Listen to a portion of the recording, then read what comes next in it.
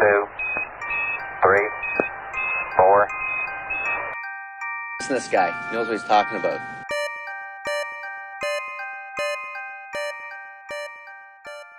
All right. We're back with the Atlantic Division preview. We're going to this is the one I've been waiting for specifically because we're going to talk about the oh my God, the Detroit You got Red it, Wings. buddy. You're on it. Let's go. What the hell? The Detroit Red Wings, because we've been talking about it a little bit off camera, behind the scenes, specifically my thoughts on John Gibson and how I think he's going to do and how the Red Wings are going to do this year. And you just don't want to believe it yet. You just don't want to.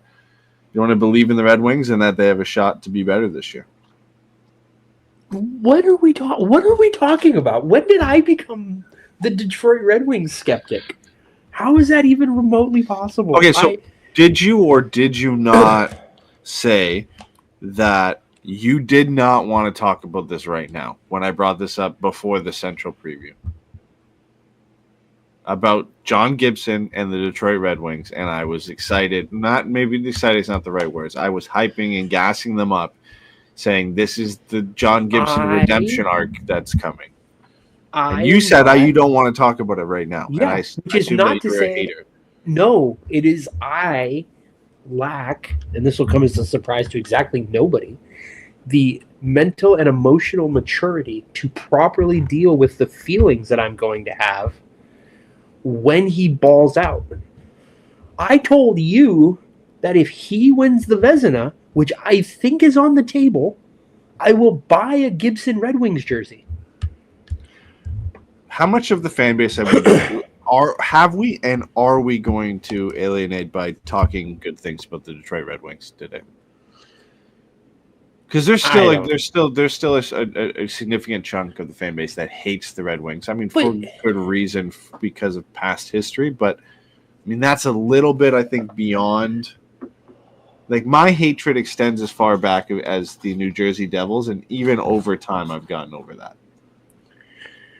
I think that the Detroit Red Wings hate is the good kind. Like, I'm very, very pro, like, bringing them back to the West.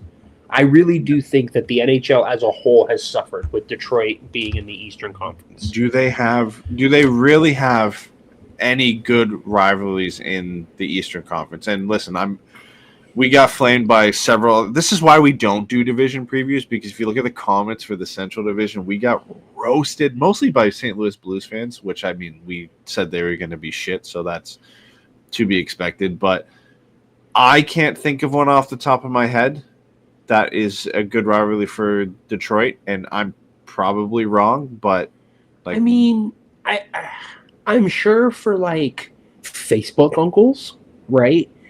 And you go back to the Patrick division was the one in like the 80s and the 90s. Well, we're talking Colorado, like, Detroit, right? Colorado, Detroit, but it was also like Toronto was in that division.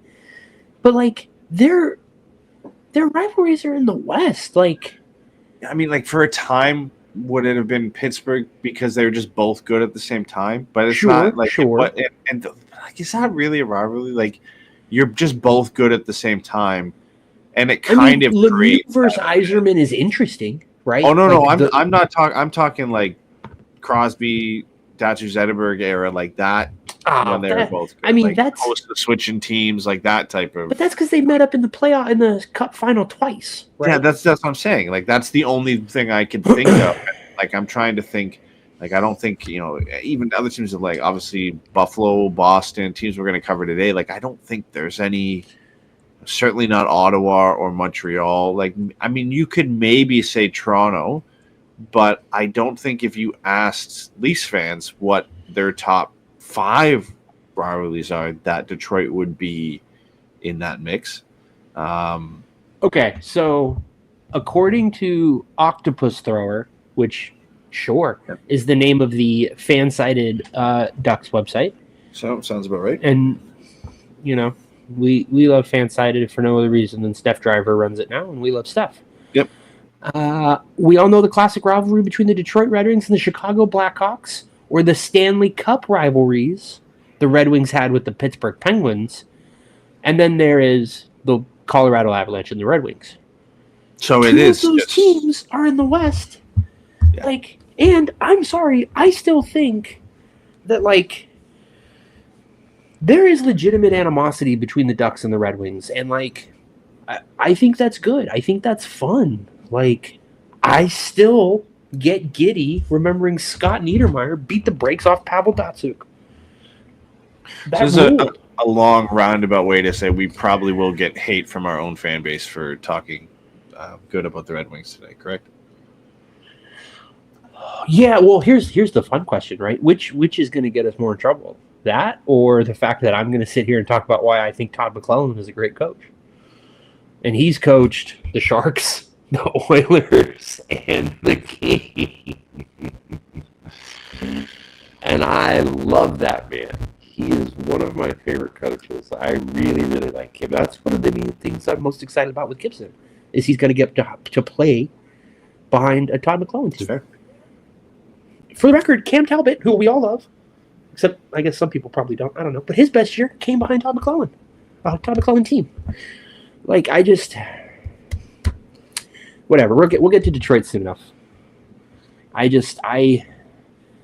don't want to... I didn't want to talk about it before the Central because, again, I didn't want to do the thing that I'm going to have to do today, which is to, like, get my hopes up about how I feel about this team.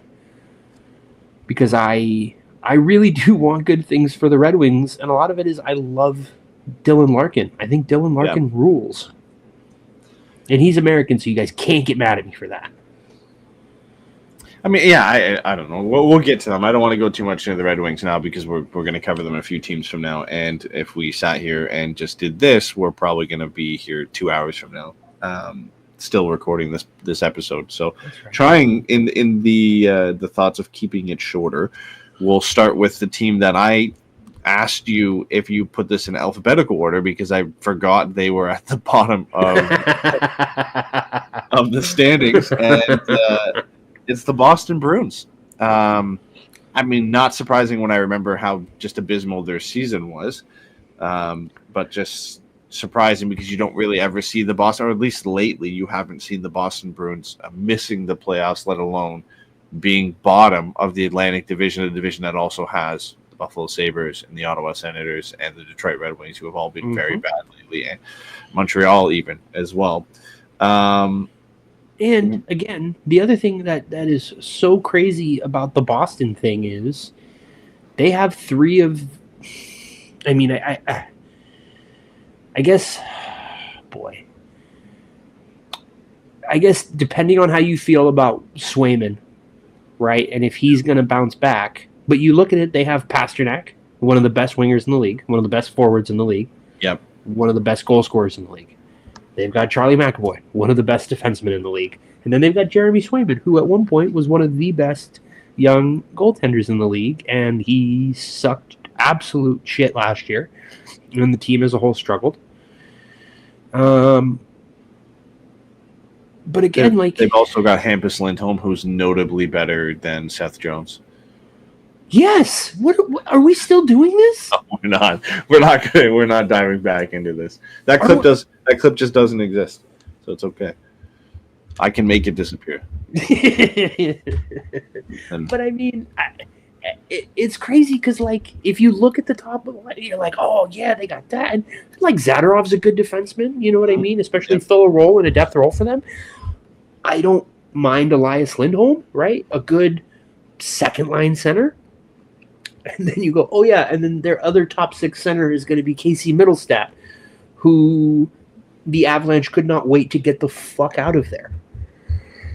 Like, I just, and then they're going to have a rookie coach. But, we're already not following the rules. Here we go. We're going to read the stats, and again, we're just going to throw stats at you guys.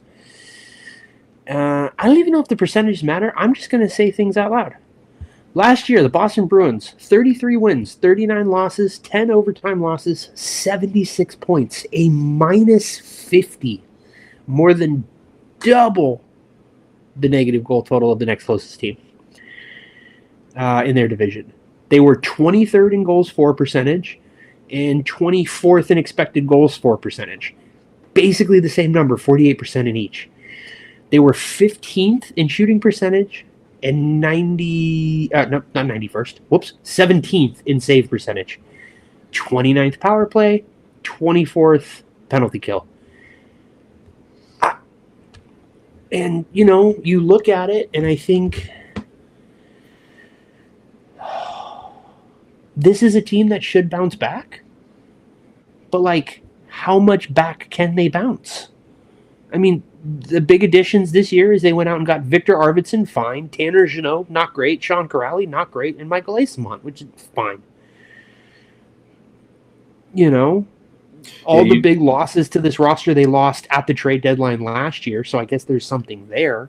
Yeah, so originally we had it's technically not anybody lost, or you had not really anyone lost. But when we're looking at last year's roster compared to this year's roster, Marchand, Coyle, Brazil, Frederick, and Carlo all played at least 60+ games for this team. So when you're comparing this year's roster with that year's roster, those guys are lost in the sense that you're not going to have them at all for this year. So Marchand to Arvidsson, Coyle to Jeannot, Brazil to Corrali, Frederick to Eyssimont, and then really no replacement for Brendan Carlo. Those are significant losses. I don't think they're ones that you can't necessarily overcome. Andrew Peak and Yogi Haro are in the spots where Brendan Carlo would be in.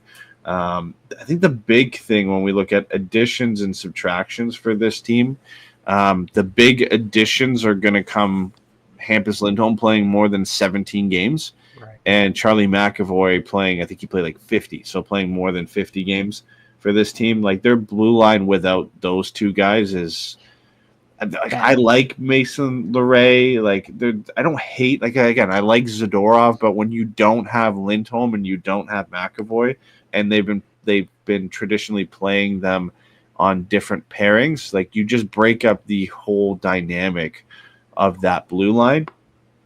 I think that's a significant addition in itself. Well, they'll just be defensively better having Hampus Lindholm and Charlie McAvoy, and then the power play should take a boost having McAvoy back on that unit and not having to kind of hang Mason Lohrei out to dry and make him be a power play quarterback. It's not he did okay in that role. He did better than I think people thought he would do, but that's Charlie McAvoy's role.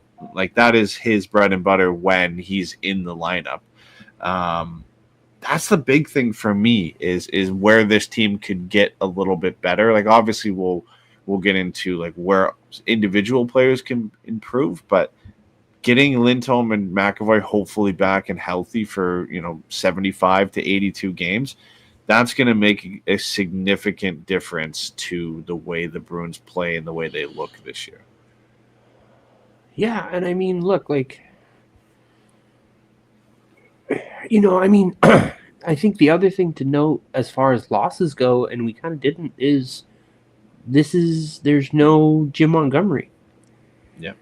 And that's, look, Jeremy Swayman was north of 20 goals saved above expected the last 2 seasons, two of the last 3 seasons. And then last year, he had the worst year of his career at -6.5. Maybe, you say that having Hampus Lindholm back, and, I think there's an argument to be made that Casey Middlestad is an improvement over Charlie Coyle offensively, so maybe that gives them a little extra leverage as far as, their ability to go out and compete on a game-to-game basis. But, are we excited about the start of the Marco Sturm era? I'm not. Yeah, I mean, in the past with some of the coaches on this team, you could say that's making up for a lack of talent and depth throughout the roster. Certainly you've had Pasternak and Marchand and then McAvoy and Lindholm, and that can make up, that's enough talent to be a competitive team just because of how good those players are. But then the coaching always seemed to make a difference between Boston being a middle of the pack team and a team that was fighting for the division. And you don't have that necessarily. You might. I mean, we don't know what Marco Sturm's going to be, but you don't have that for sure heading into this season. That when you like start to pick apart this roster outside of Pastrnak and Charlie McAvoy and Hampus Lindholm, there's not a ton there, and there's a lot of question marks. Like, here's an insane thing that I cannot get past. David Pastrnak had 106 points last year. Yep. He had 43 goals. He had more points than any two other teammates combined. Second and third is Morgan Geekie and Pavel Zacha. Good players, like perfectly good players. Pretty much his line mates as well last year. So. Combined for 104 points. Like, only one other player hit 50 points. Now, some of that is Brad Marchand getting traded at 61 games. He had 47 points in 61 games, and obviously he's a huge part of that. But, like, I just, like, we've talked about it before, and it's been mostly just kind of, like, wish casting. But, like, are we anywhere near, like, David Pastrnak just being like, I don't want to fucking do this here. This sucks. Because, like, James Higgins isn't playing this year. Yeah. He probably plays next year, but he'll be a rookie. Like, how many years left does David Pastrnak have of being a legitimate Rocket Richard MVP level winger? Yeah, I mean, I think you're getting to that. I think the Bruins are really in a position that they need to see how this season goes. I'm sure internally they believe they still have enough to at least make the playoffs, and then from there, you know, anything could happen. But this season could easily be just as bad as last year, because if you're saying, you know, Pavel Zacha and Morgan Geekie were the guys that were behind Pastrnak in scoring, I could see regression from any of them, right? And if Pavel Zacha is not playing primarily with David Pastrnak, which it looks like he's not going to, it's going to be Elias Lindholm, then he should likely fall off because the line mates that he's going to be getting are nowhere near the same level. Morgan Geekie, I like what he did last year. I just don't think he's a 30-goal scorer consistently. I would imagine there's some sort of fall off there from him. And then, you know, the only uptick I could see, and again, this is just the David Pastrnak factor, is if Elias Lindholm is going to be centering David Pastrnak for the entire season, there's a chance that he sees a resurgence in form and gets back to around 60 points, but then you're just offsetting that with the regression from other guys in this lineup and the loss of points from Brad Marchand and Charlie Coyle and Brazeau and Frederick. Like, you're not really making that up anywhere with Arvidsson and Janot and Corrali and Isamont. Like, you're not getting significant numbers for those guys. So if this team is going to be good, it's going to be down to David Pastrnak just being unbelievable and getting this team enough goals and spreading it out across the roster that they can just compete in games. And then they're going to have to be a impossible team to play against. Defensively, they're going to have to be one of the best in the division. And then the big question mark for me, Jeremy Swayman is going to have to prove that he's a starting netminder. Because as much as you said, he had 2 years where his goals above expected was okay and he looked great and he had good numbers. Those 2 years he was in a tandem, a 1A, 1B tandem with Linus Ullmark. Last year was the first season he played 55-plus games. I think it was the first season he played 50-plus games. And he was the bona fide number one starter in front of Jonas Korpisalo. And he was not good. And I understand losing Hampus Lindholm and for almost the entire season, Charlie McAvoy for at least 30-plus games. That's going to make a difference to the high danger chances and the shots that he's facing. But I'm not convinced that he's the guy, because when you're playing 55-plus games, you're not getting those sheltered starts that he was sometimes getting with Linus Ullmark. And yeah, they'd ride the hot hand every now and then, and guys would go on a streak, and the team was playing well, so it was kind of an easier environment to play in. It's a much different environment being the number one guy and really not having anybody else to fall on if you go cold. If he played bad for 2 games, Linus Ullmark could come in, take the net for 8 starts in a row, and Swayman could build his confidence back up, come back in, have a good game, and he's good to go. You cannot do that now. You are the guy. Jonas Korpisalo is not going to have that type of stretch likely where it's going to give you that time to readjust. And he was exposed last season. I don't know how it's going to go this year.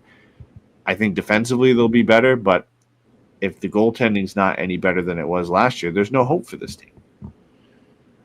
I just want to read something.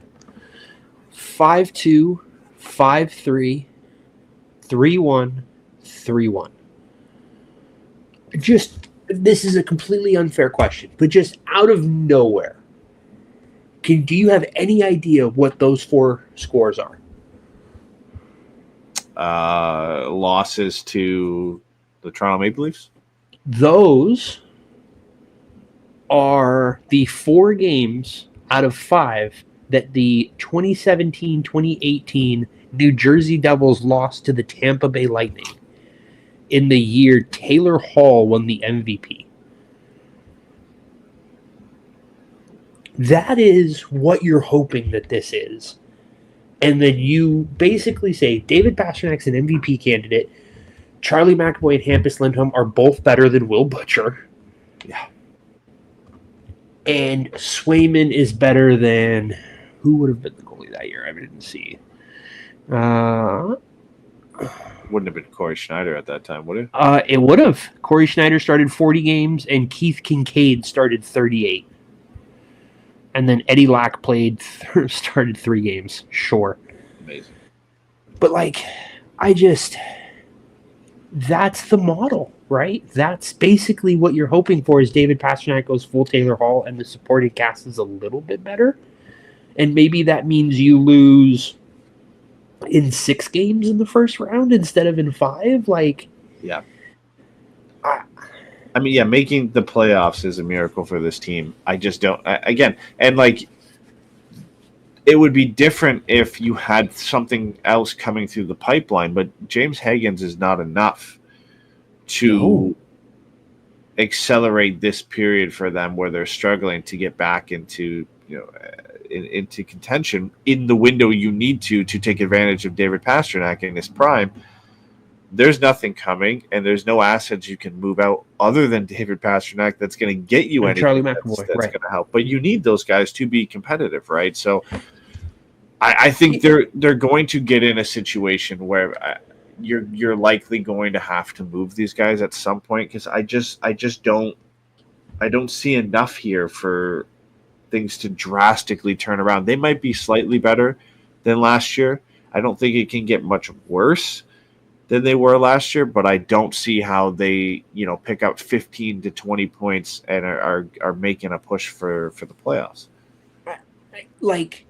And I am doing this because we are Ducks fans. This is a Ducks podcast. So, how much more beyond Seneca and this year's first round pick is Boston asking for Pastrnak? Because if you say we have Seneca to play next to Higgins, that's an interesting start to getting their rebuild moving in the right direction, right? Then maybe they move on from McAvoy, maybe they move on from Lindholm. Yeah. You get more assets in those kinds of trades, things like that, right? But again, Seneca's a 3rd overall pick. I still don't know how you say yes if you're Boston. Yeah, it's really hard. These are just situations you see every time where they're so hard to discuss because no matter what proposal you put on the table, it never seems like it's enough, right, for a player like David Pastrnak. And then when the trade eventually comes through, and again, never seems like it's enough. That team always seems like the losing team in the moment because all the assets you're usually getting are wait and see and what they're going to become. So it's so hard to predict. I think, yes, it's probably going to have to be more than Beckett Seneca in the 2026 first to get it done. I don't know what that would be.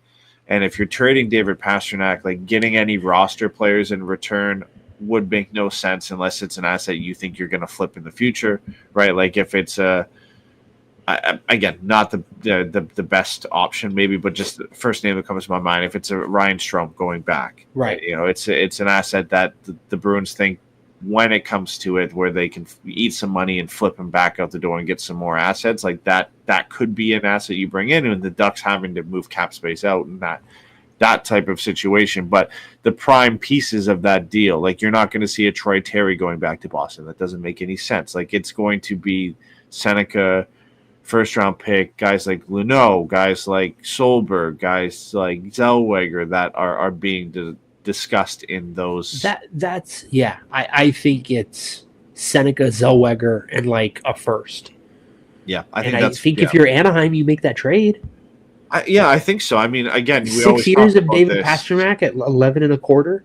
Yeah, I mean, you always talk about this when I mean, where they're at, it makes sense. You know, what you hope for Seneca is like 75% of David Pastrnak, and that's great, right? Like 85, yeah. I mean, just in like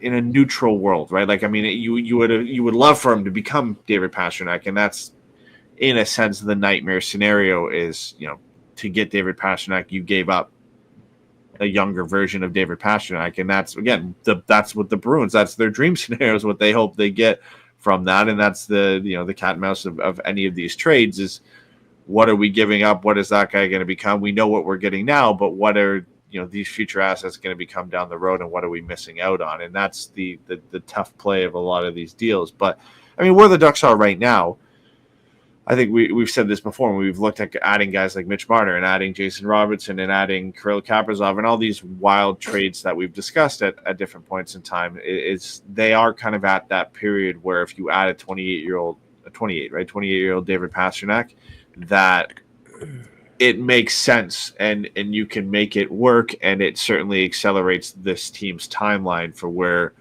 they should be pushing for the playoffs. I mean, if we're talking about David Pastrnak somehow dragging the Boston Bruins to the playoffs, I think it would be safe to say, especially in a weaker division, that he should be easily able to do that for the Anaheim Ducks, right? So if that's the case, is you feel like that's a for sure bet to get into the playoffs, and then playing him with Leo Carlsson and having just these younger players take steps forward because of having a player like that on the roster, then it's something you make happen for sure. But we can't stay on this forever, because we will. No, for sure. Pastrnak is 29. He'll be 30 at the end of the season, May 25th.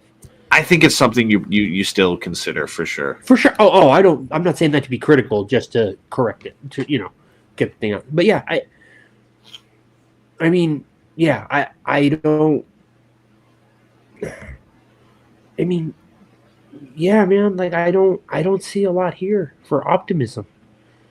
Yeah, I looking for Swayman to be Hellebuck. Yeah, is what it is. Like, I mean, listen, I can see a better season than last year, because it's hard for Swayman to be worse, I would say.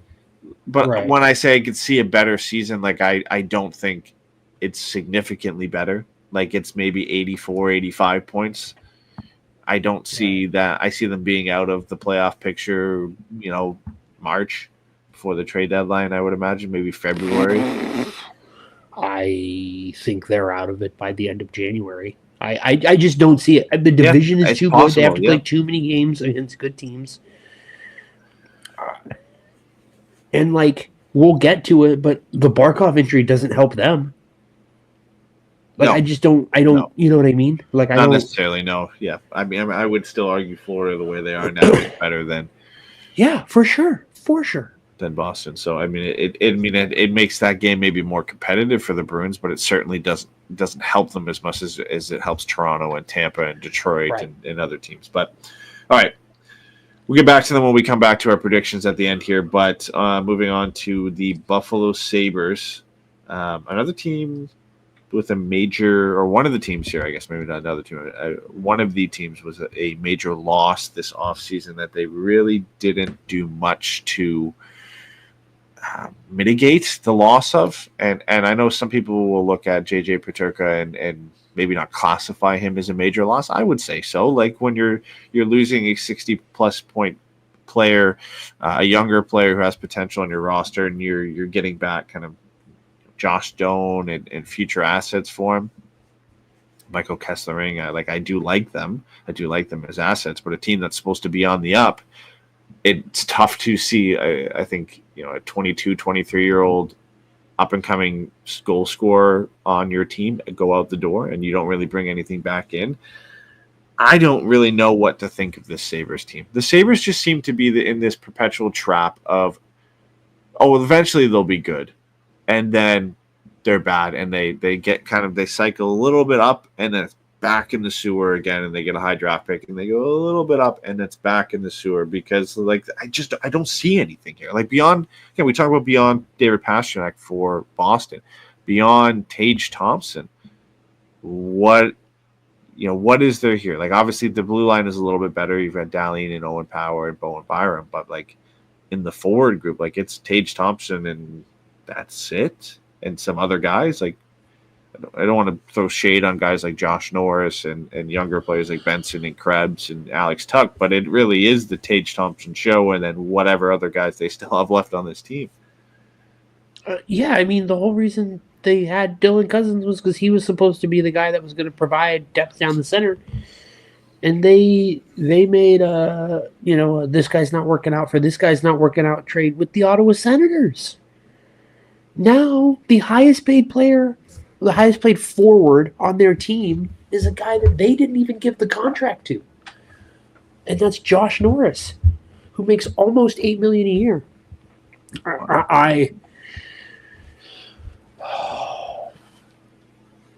All right, let's just do this real quick. 36 wins, 39 losses, 7 overtime losses, 79 points, minus 20 goal differential. 15th in goals for percentage, 28th in expected goals for percentage, 2nd in shooting percentage, there's one, and 30th in save percentage, 24th in power play, and 23rd in penalty kill. If you want to look at a reason why trading J.J. Peterka is going to hurt, he was one of their best finishers, and they lost him in a year where they are almost assured, it's almost a lock, that they are going to regress in shooting percentage. They are not going to shoot 10.5% again. They're not going to be the second best finishing team in the league. There's no way. And they just got rid of one of their best finishers. And maybe Jack Quinn takes a big step, right? That was part of it. But they got 17 goals from Rasmus Dahlin last year. What is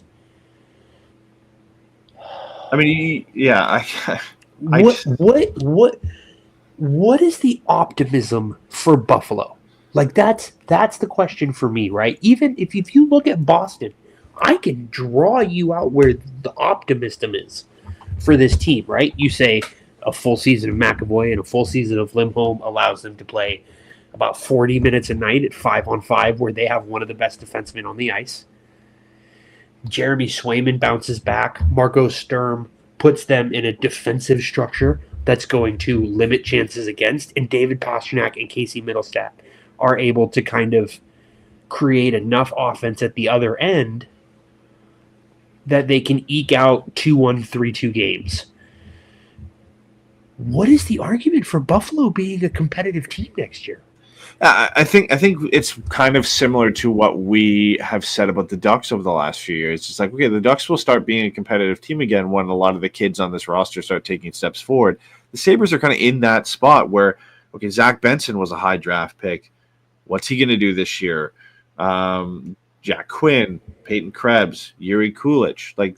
Kulich was good last year. Benson was okay. Jack Quinn was all right. Peyton Krebs was all right. But Josh Doan now comes in as the replacement in a sense for Peterka because he's what you got into that deal. So these are all younger players supplemented by, Tuck and Zucker and Tage Thompson and to some extent Josh Norris. He's not older, but, he's a little more of a veteran than these guys are.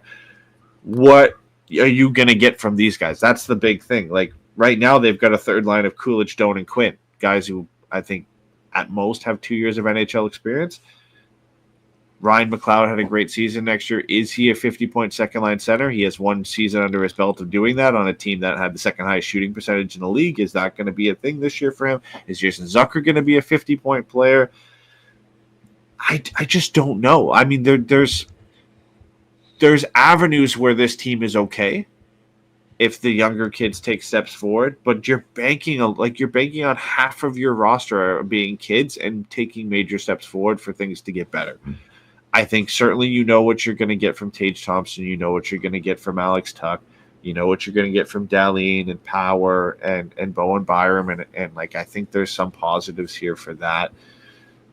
The goaltending, I'm not, even if Ukko-Pekka Luukkonen was healthy, I wasn't a major fan of his. And then now you're running Alex Lyon and Alexander Georgiev because apparently Devin Levi has just fallen off the face of the earth. At one point, I think at one point he was ranked as like the third best goalie prospect in hockey, but a lot of that was due to the World Juniors performance more than anything. So he's pretty much gone. So like, is Alex Lyon and Alex Georgiev going to do absolutely anything for you and inspire any confidence to you? I don't know. This team has too many question marks for me to put them above really anybody other than the Boston Bruins. But again, you just had made a point. Like, I can make some arguments for the Bruins that like they shouldn't be worse than they were last year. The Sabres, I can say they should be because they're not going to shoot this, at the second highest rate this year. That expected goals was significantly lower than their actual goals for production, so there's going to be a fall off there. I can paint the avenues for where the fall off could come from the Sabres, and that doesn't look great for them and how this season's going to go because a lot of the other teams, pretty much almost every other team in this division, is on the up. 20.6%, 18.4%, 18.2%, 15.6%, 14.7%. That's the top shooting percentages for them. Jason Zucker shot almost 15% last year. Yeah. JJ Peterka shot 15.5, 15.6, and they got rid of him. Like, the shooting percentage makes all of this beyond terrifying. And by the way, the thing we haven't even talked about, their coach was their coach when they lost the Stanley Cup final to the Dallas Stars. Lindy Ruff is the head coach. Yeah. How is that possible? Like, I don't. The Sabres are just an enigma in how they're run and how things go for them. I really don't know. I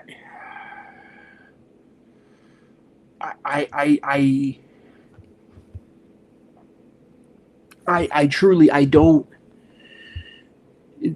There is a chance they are picking in the top 3. Well, top 5. They probably are picking in the top 5 next year. Yeah, I mean, if you're the worst team in your division, there's certainly an avenue for that, yeah. Like, and this is a team that is expecting to be moving forward, and I don't see it. Ukko-Pekka Luukkonen said, like, the quote that he gave to reporters is just a lower body thing that kind of flared up at the end of summer. Honestly, if it was any team other than the Sabres or any other position other than goalie, oh yeah, I just had like a random lower body thing. All right, whatever, no big deal. You're the whole thing, man. You're the goalie for the Sabres. If that flares up or it becomes a nagging injury and you're just at like 85% 3 out of every 7 games, that's bad. That's just flatly bad. Like, I don't see how this team takes a step forward from last year. Everything about this makes me think they should go the other direction. Yeah, I mean, they should. Like I said, the only surprise, and again, we say this about every team, and it never happens because relying on 4 kids to just hit and take steps forward is it just doesn't happen. Like, I understand Quinn and Benson, Krebs, and Kulik were all first-round picks in the last, 4 or 5 years. So they have the pedigree and the talent to do that. But to say Jack Quinn's going to go from 39 points to 60 or 70, I I don't know. Benson had 28. Krebs had 28. Kulich had 24. Like, what's the room? What's enough improvement for this team to be better than they were last year? They need Zach Benson to really pop. Like, that's the guy. Like, I think with Peyton Krebs, what you're looking at is he is a good third liner. But and then that's fine. How much of that improvement is just offsetting for the loss of JJ Peterka?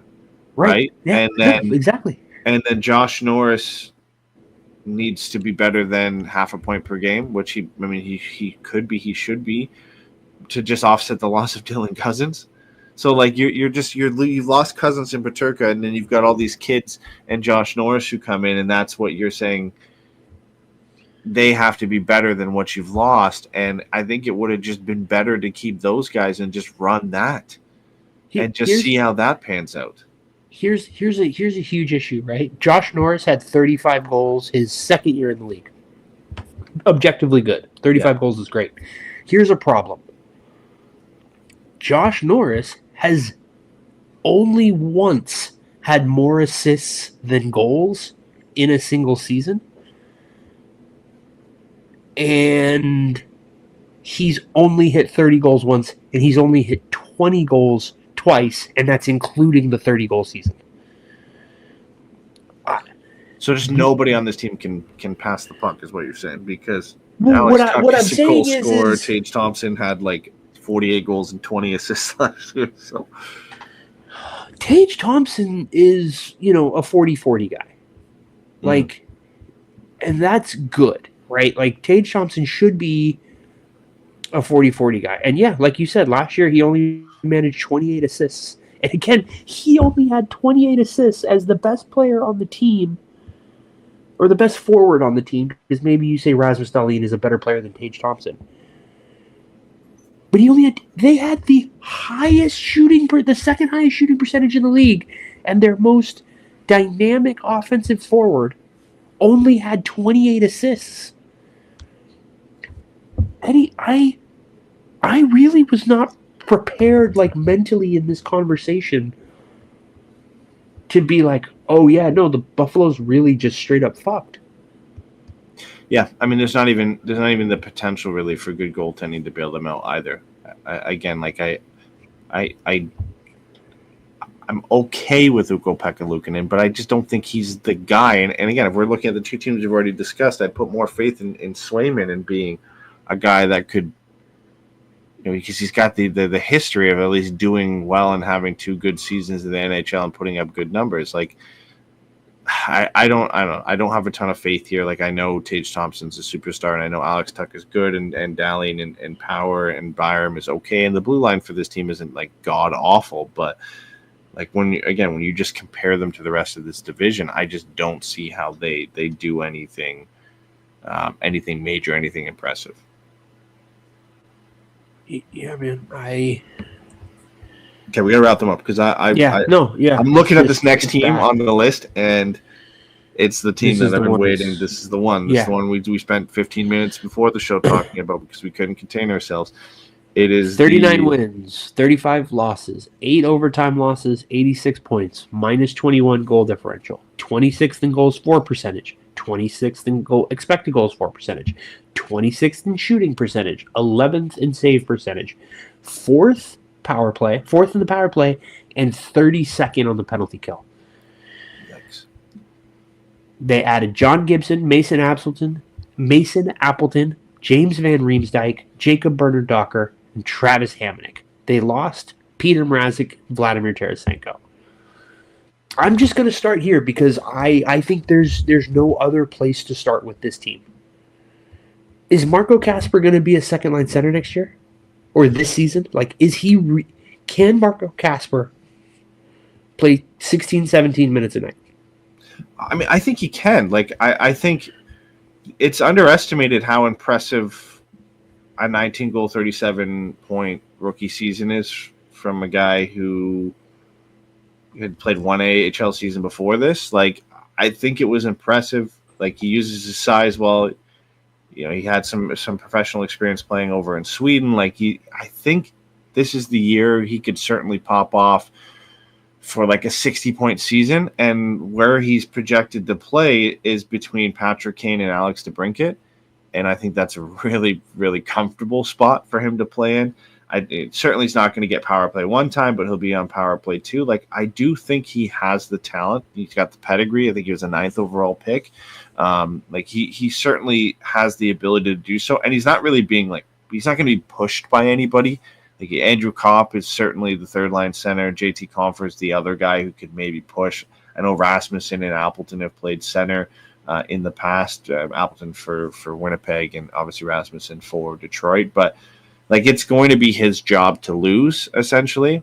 And I know the Red Wings really like him. And listen, again, you're not a rookie being played with nobody. Again, you've got a veteran in Patrick Kane, who's exceptionally talented offensively. You've got Alex DeBrincat, who's a 35 to 40 goal scorer that you get to play with. That is a good spot for him to be in. I think he can.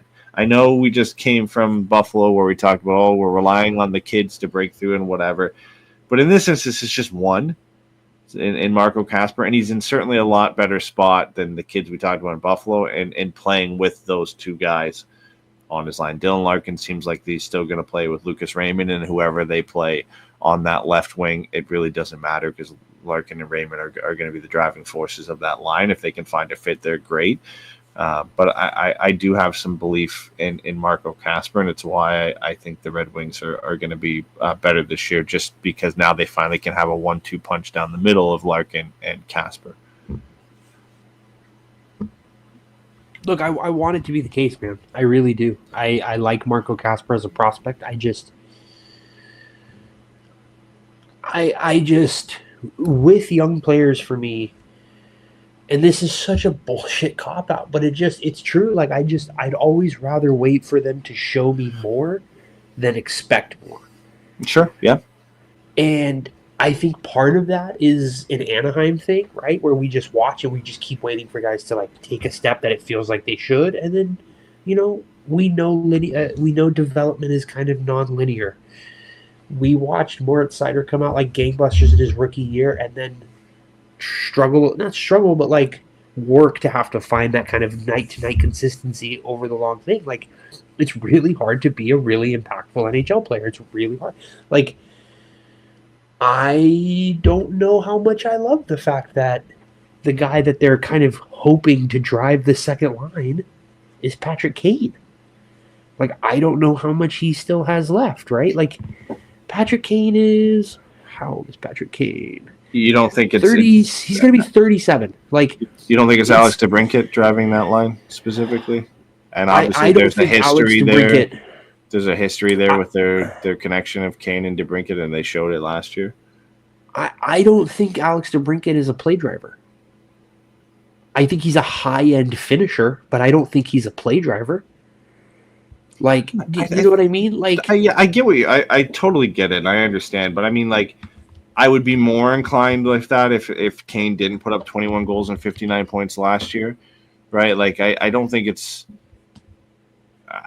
bad. I would certainly, there's better options you could potentially have there, but I mean, on this Red Wings roster, to have a guy who would have, I was on pace for over 60 points as the play driver on that line, and again, he's a veteran by all means now, but has a history of being able to be a play driver on a line. Again, not to the same level that he used to be, but I don't think it's the worst spot in the world to be in. Certainly, in the grand scheme of things, it's not ideal to have an older Patrick Kane being the play driver on that second line, but I don't think it's the worst. And again, it worked out for the most part last year. Justin Holl, Travis Hamonic, and Ben Sherratt are almost all going to guaranteed be on separate defensive pairings.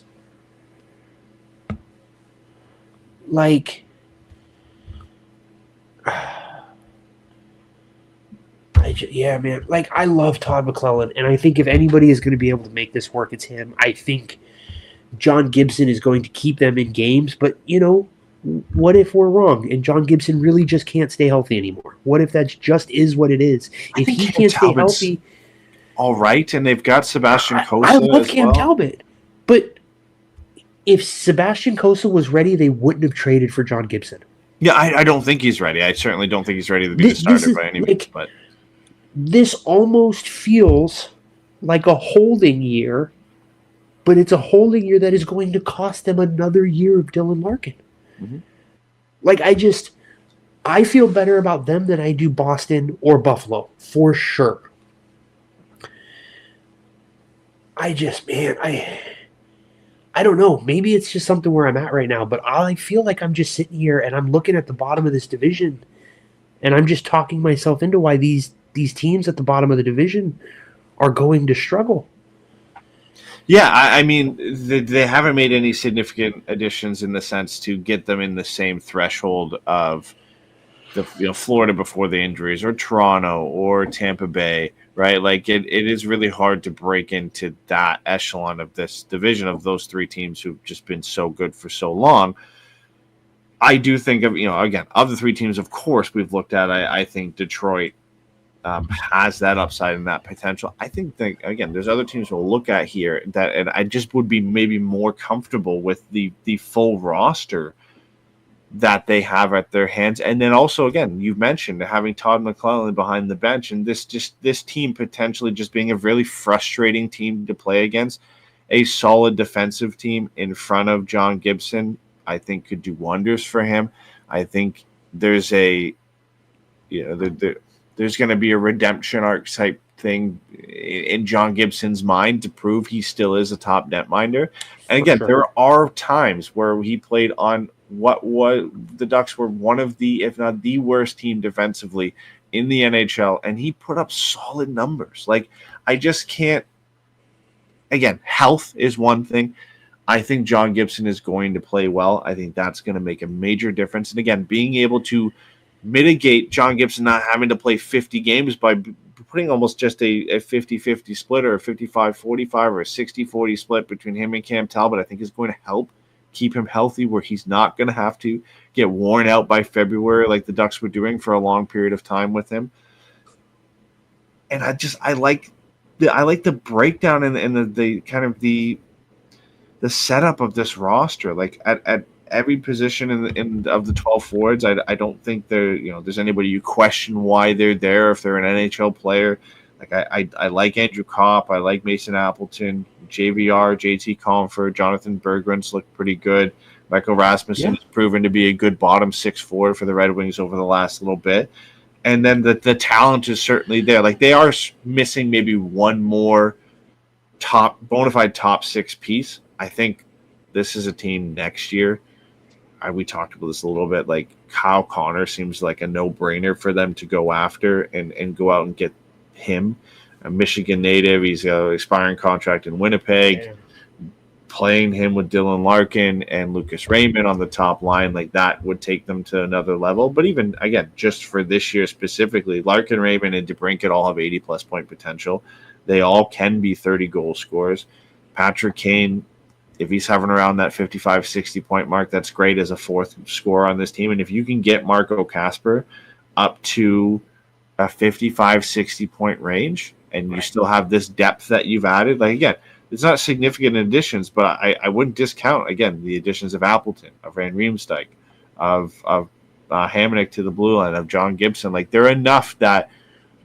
Look, Hamonic is not good. Hamonic is a problem. I think that this team has a higher floor than a lot of the other teams. Yeah. And I think a lot of that is coaching Dylan Larkin and John Gibson. Yep, certainly. Larkin has 90-point potential, and he's shown it in the past. So I don't see a world where this team finishes below 85 points. Yeah. The question is can this team reach 95 points?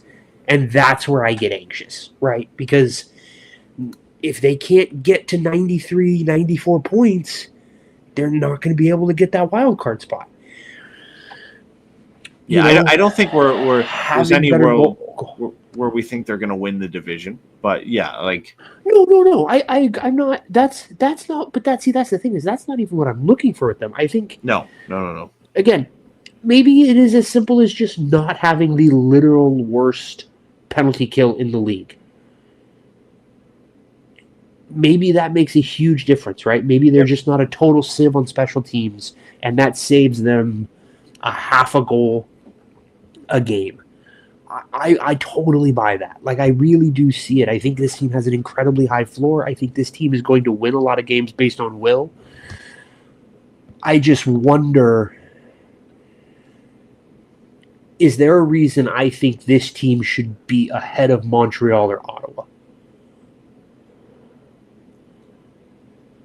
I think it's close. I mean, there's some question marks I have as well. Like, we talked about Simon Edvinsson and Marco Kasper, but like for Moritz Seider, I put it in here and I stupidly didn't even look at his power play points last year. But he had 24 power play points. I'm asking if he could be a power play quarterback and eclipse 60 points. Well, I guess he is a power play quarterback, but can 100%. Can Moritz Seider bank another 14, 15 points at 5-on-5 to get to 60 points and put himself in that threshold? Like, we know how good he is defensively. We know how good he is as a physical presence on that blue line. Can he be a 60-point defenseman? I think that makes a major difference for them and how they're able to play if he can.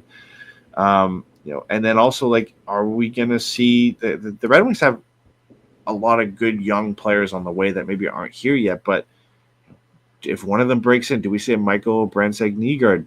Does he jump into the roster at any point? He's going to be playing in the AHL. Does he get in and make a difference? A high draft pick. Does Axel Sandin-Palinka come in and make a difference and beef up that second power play unit and provide some maybe offensive backing to Moritz Seider so he doesn't have to be the only guy? Does Nate Danielson push? If Marco Kasper is struggling at center, can they move him up to the left wing, which they did last year, playing with Larkin and Raymond? Does Nate Danielson come in and maybe push for a second-line center spot? That's probably the biggest stretch of them all. But can these guys push the roster? That, I think, is just kind of a niche, like, X factor that the Red Wings have. They do have some of these good young players that are, like, right on that threshold of breaking into the lineup. Does that make a difference for them if they're able to come in, jump into the top six, and play well? Who knows? I just think – where we talk about the Sabres, and there's just a lot of ways to look at how this can be bad. I think this team can be in top 5, top 10 power play again. I think the penalty kill under Todd McClellan and with John Gibson can certainly be better. And then, we're not looking at career years that are impossible to achieve from Lucas Raymond. Like, can Lucas Raymond get 80-plus points? He got 80 last year? Yeah. Can Dylan Larkin 100%. Get more than 70? He's proven he can. Can Dylan Larkin be a 90-point player? He's proven he can. Alex DeBrincat, second year in Detroit, showed why they brought him in. 39 goals last year. Like, these guys can do that again. So that offensive ceiling certainly is there, and there's room to improve. That's why I'm a bit more bullish on them than the teams we've talked about, and obviously we'll get into it with the teams ahead of us as well. Here's maybe the last thing I'll say, or this is the last thing I'll say about this, but maybe the thing to give you the most confidence. They still have $10 million in cap space. Yeah.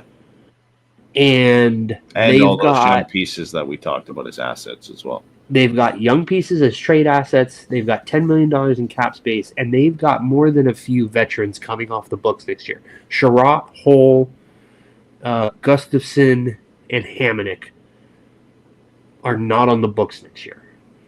That's just on the blue line. Like, Patrick Kane comes off the books, if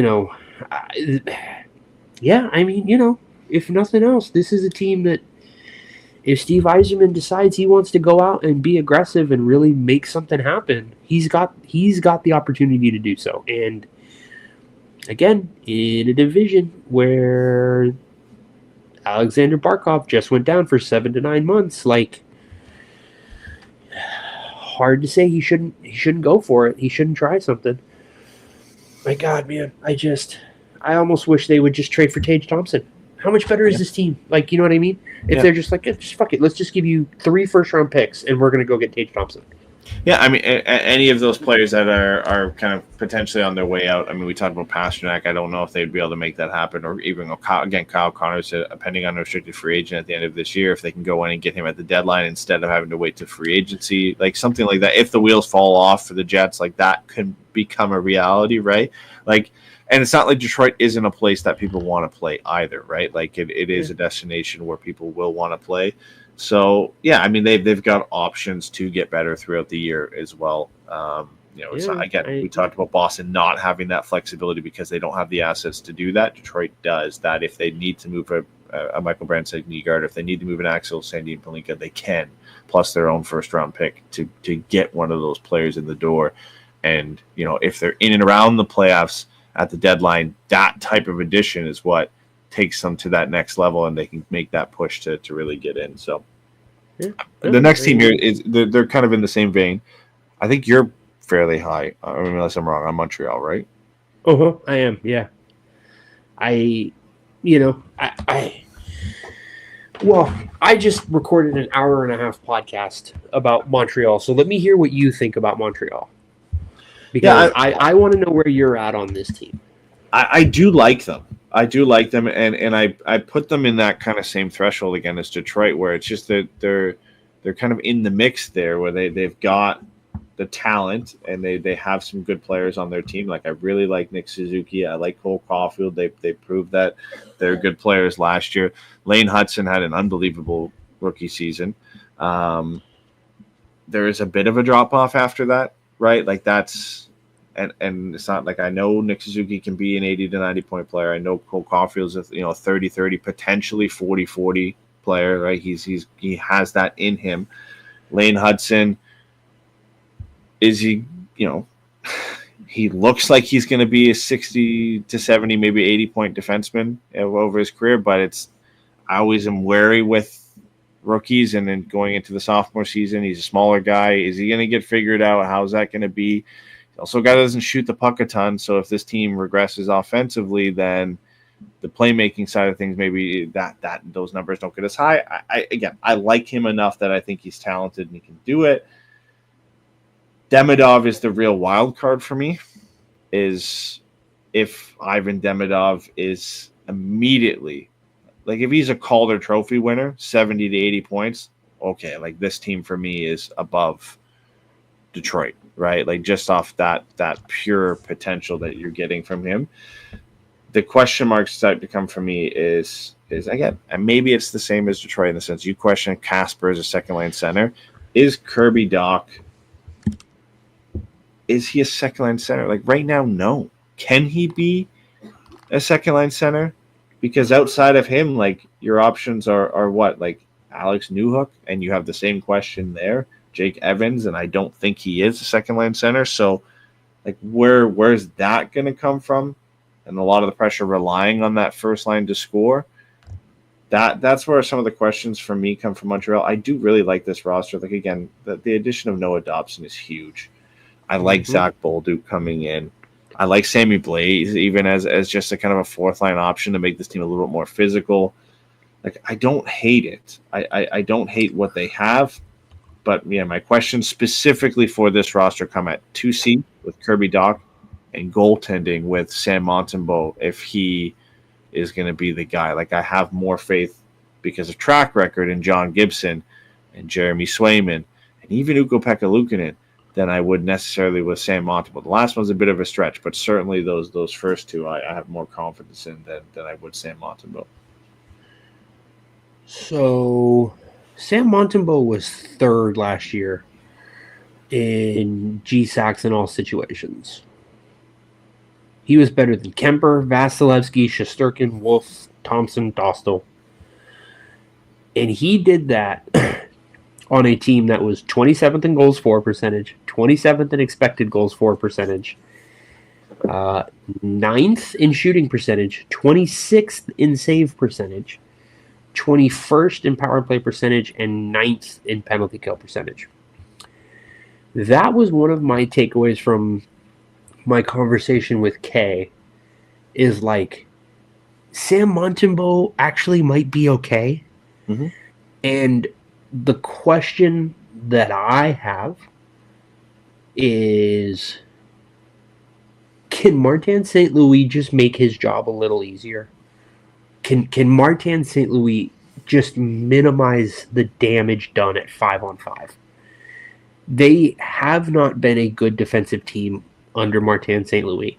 Their offense has taken a major step forward. All of their young players are playing with a confidence and a swagger that I think is directly attributable to the way that Martin St. Louis behaves and coaches and carries himself, and he is empowering these young players to be meaningful players. Second line center is a huge issue.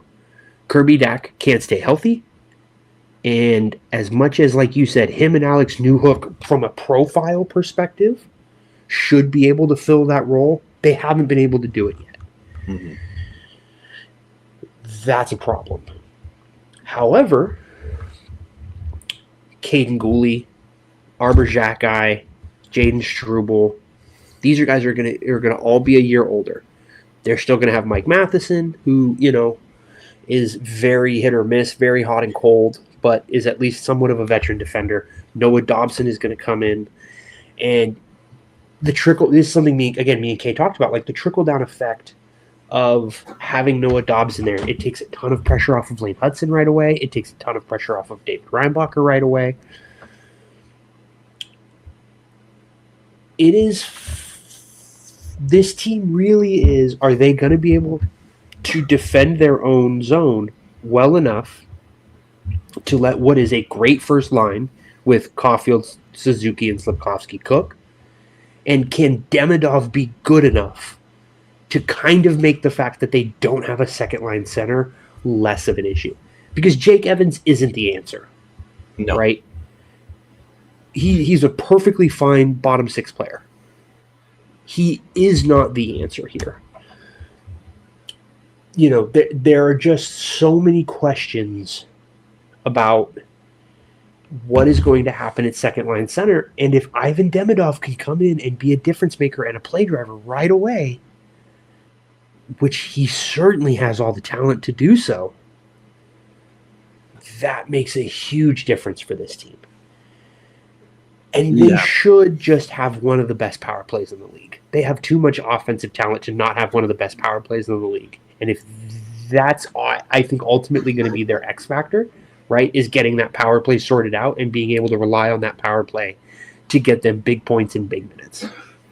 Yeah, I mean, it's a lot of pressure on Demidov, but I mean, he has the pedigree to do that, and he's looked great in preseason. If you watched him in the rookie tournament they had, he was like, why is he here? Like, he's certainly significantly better, and that's what you want to see from guys like that in those tournaments. So, I mean, all the signs point to him being an impact player. The difference is, like, you can be an impact player if they're playing him with, you know, Caulfield and Suzuki, and there's less pressure on him. It's a whole different animal to say, oh, we're putting you on a line with Patrick Laine and Kirby Dach, and, like, you've got to do this. Like, you've got to be the guy to drive play in this line, because Kirby Dach's not going to do it, and Patrick Laine is not a play driver. Like, he'll be there, because you can set him up, and he'll put it in the back of the net, but, like, you've got to make this happen. And, like, again, if I had to pick any of the prospects from any of the teams in this division that could do it, I think Ivan Demidov certainly has the talent to do so. And, like, honestly, I think I'm less worried about Ivan Demidov than I am Juraj Slafkovsky. Like, I don't know what he is yet. Like, is he just a 20-goal, 50-point power forward who works well playing on that top line as, like, a different kind of look to Nick Suzuki and Cole Caulfield? Or is he going to be the first overall pick, an 80-point player, a guy who can score 30 to 40 goals? Like, what is he going to be? And, like, this is the defining season from him. This is technically season number 4, but it will be his third full season.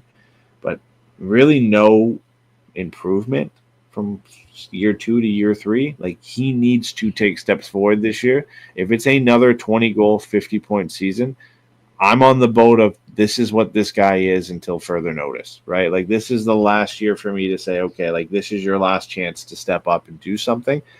I see a world where the Canadiens bump Demidov up to that top line at some point, and they just have to run and gun with Caulfield, Suzuki, and Demidov, and that's what they're going to have to do, and those three guys are going to have to carry them. It's going to be, like you said, one of the top power plays, and that line is going to have significantly more points than the rest of these guys, and then the rest of this roster is just going to have to figure it out.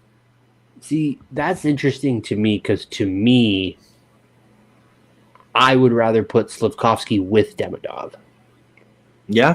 No, let him kind of be a puck hound. The problem with that is then you go, do you put Line on the third line? Because you can't have Suzuki out there with Caulfield and Line on the same line, right? I think it's like a guy like Zach Bolduc would go and ends up being up there with Suzuki and Caulfield, and you go Slafkovsky. And Zach Bolduc looked good last year. He looked good at different points. Like, I think Slafkovsky needs to be a 65-point player for this whole thing to work. Yep, 25 because they're goals. Paying him too much money for him to just be a 50-point guy. He's got to be more than that, right? And this is something we talk about, like where like I get anxious with these fat deals right out of ELCs because if he isn't the $7 million player that they're paying him to be, yes, the cap is going up, but it's going to hurt a little bit. And it's even less about the draft pedigree, right? Like, I think at this point in that draft, you're like, yeah, we got that guy. It's fine. He's the guy we took first overall. We're not overly worried about anybody else that we, like, passed on, per se. Yeah. I mean, I guess that was that the Logan Cooley draft? Let me check. No, Logan Cooley would have been the next. Yep. It was Slafkovsky, Nemec, and then Cooley. So, like, again, like, maybe that's the only guy where you're like, ooh, that would have been nice because, Cooley Suzuki's a really nice setup. But for now, Slafkovsky needs to be that, like, 65-point guy. If he's a 30-30 guy and then whatever run over you get from both puts him between 65 and 70, you're in a really good spot. But I think for this team, a lot of it is just going to come down to prove. Jeez Louise. A lot of it with this team is going to come down to improvements in the defensive zone. And if they can minimize the bleeding in their own zone, they are going to have the offensive talent to be able to compete. If Kirby Dach doesn't stay healthy, they're in a world of hurt. But again, there's things that they can go out and do. They have about $5.5 million in cap space. Like, they've got a little bit of wiggle room here. You know what I mean? Mm-hmm. It's not completely dire, but given they made the playoffs last year, this is a year where I think you're expecting them to push for that second wild card or that first wild card spot, if not, hopefully push for that third division spot. Again, like we've kind of, we're going to get to it, but like of all the teams of the Barkov injury, Ottawa and Montreal are the two where you're like, you guys need to make something happen out of that. Like, you need to do something here to get the most out of the fact that the best team in the division just lost its best player. Yeah. Those games specifically, again, where you can take points off of Florida are going to be huge, right? Like, you still have to beat your Buffalo and your Boston and the teams like Detroit and Montreal and Ottawa that are going to be around you. You need to take those extra points off Florida, and you need to find ways to close that gap, because like you're more than likely not closing the gap on Toronto and Tampa Bay. Like, they are just too good, and over the last few years have just been too good. And again, we'll get to it. There's a lot of turnover in Toronto, maybe not so much in Tampa, but they're still good enough that they'll be in the mix and they'll pull away enough that you don't have a shot there. But Florida's the one now that you aim at potentially being able to catch if they're going to have a slow start. I mean, Barkov gone for the entire season, Kachuk out until December. Like, that's a lot of time that they're going to be without really anybody. Like, it's the Reinhardt for Hagee show, but we'll get to it. But team you did mention, Ottawa, they're the team that's up next. I like the sense, man. Like, I do. We talked about the Dylan Cousins trade earlier with Josh Norris going to Buffalo. Josh Norris played, I think, 3 games because he was coming back from an injury with the Sabres. Dylan Cousins, all things considered, made the Sens look like geniuses with that trade. He had a really good finish to the year, 16 points in 21 games, and now he's firmly set as the second line center on this team. Like, I like their center. Of any of the teams we've discussed, we talked about Montreal obviously really needing a second line center. They don't have one. Can Marco Casper be a second line center? We're not sure yet. Tim Stützle and Dylan Cousins, that is a number 1 and a number 2 center. Like, they are set. I'm confident Dylan Cousins can be a second line center. He proved it in the short stint with Ottawa last year. And I am confident that Tim Stützle is a first line talent. Whether he's a number 1 center, I'm not sure yet, because he's still playing with Claude Giroux, because he can't win draws, but he can play the center position. So that's an interesting one. But he's certainly a talented enough player to be a first line player. But yeah, man, like, what are your thoughts on the Sens? Because I like their roster in some spots. Again, as of all these teams in this mark, there are some question marks as well. Yeah, I mean, I'm not really a huge Dylan Cousins fan. I think he's had the one good year, and it's been an outlier. That being said, like, it's kind of hard for me to sit here and not say every time you get a guy out of Buffalo, they seem to have a big jump in improvement and play better. Yeah. And if Dylan Cousins can get back to being a 30-30 guy and even push for 70, 75 points, like, that's going to be huge. And, like, obviously Tim Stützle is going to get all the top matchups for them. He's going to draw a lot of the defensive attention, and Dylan Cousins is going to have an opportunity to really make things pop in Ottawa. I like Brady Tkachuk a lot, man. I know that, he's an absolute gremlin. But, like, he does all the stuff that you want your captain to do and your top players to do in order to win games. It looks like Jake Sanderson's going to be really good. Thomas Chabot's really good. Like, they've got oh my God, Eddie, I'm blanking on the goalie's name all of a sudden. Ullmark. Ullmark. Okay, it is Ullmark. Yeah. I had Linus Ullmark in my head, and I was just convincing myself that was not the right answer. He's going to be good for them. Like, there's a lot to like. I mean, David Perron didn't play a full season last year, and he's not a high impact player, but to me, he's a player kind of like Chris Kunitz, where you're just like, he just does things well, and he's going to help other players get more out of their talent, right? Ottawa should be pushing for third in the division. I think of that group of 3, right? Of Detroit, Ottawa, and Montreal. Ottawa is the team that should be the best positioned to make a meaningful push this year. Yeah, I mean, like, yeah, I would say so. I think these last 3 teams we discussed are so unbelievably close, and like, the top end talent is roughly the same for all of them. When you look at, you've got Larkin, Raymond, and DeBrincat, you've got Suzuki, Caulfield. Let's do this. Yeah.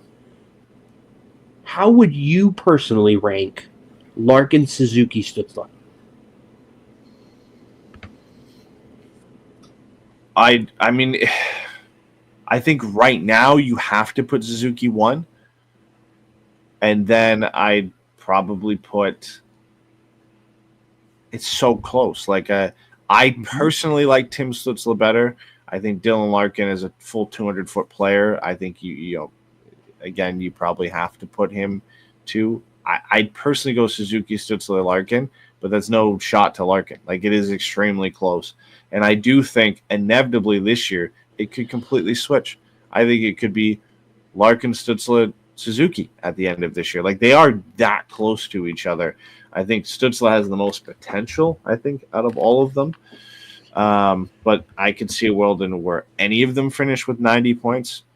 And I don't see any of them finishing less than 70, right? Like, they're just that good of players. But, I mean, it's close. Like, again, like, you've got Stützle, Brady Tkachuk, and what, like, would it be Drake Batherson, I guess, right?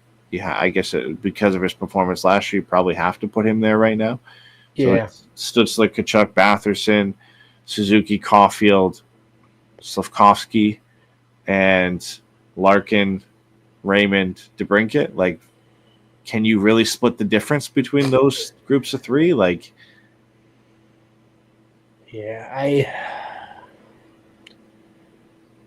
I mean, in that, if we're counting all of the trios there, like I'd give the edge maybe to Detroit, but that's just with the third guy. I think I would too. I think I would definitely. That's just DeBrincat being better than Batherson and Slafkovsky, right? Like that's all that is.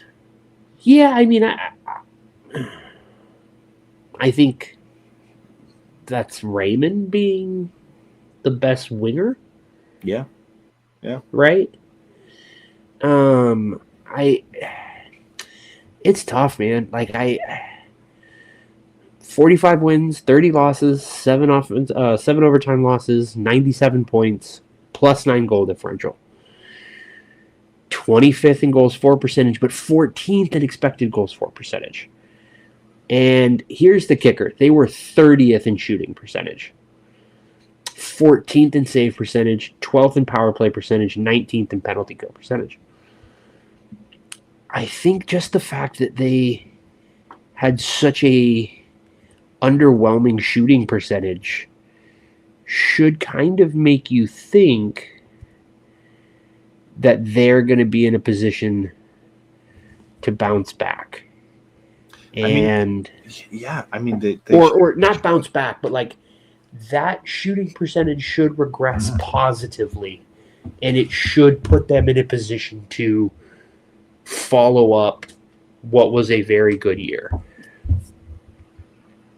Yeah, Tim Stützle was a 39 goal scorer. At some point, he had 24 last year. Like that has to go up. Brady Tkachuk at under 30. That's okay. So I guess I want to ask you this: like, where are you at on the Stützle thing? He had the 90-point season, and then since then, it's been 70 and 79. Is he an 80-point player, or is he a 70-point player?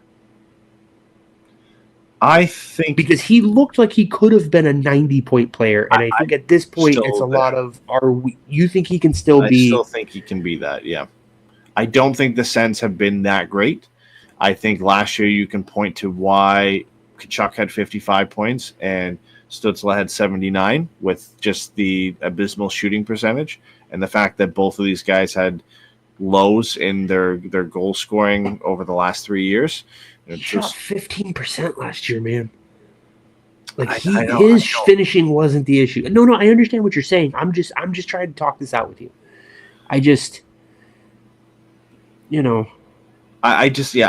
he still can be a 90-point player. I certainly do. I think Brady Tkachuk is not going to score 55 points.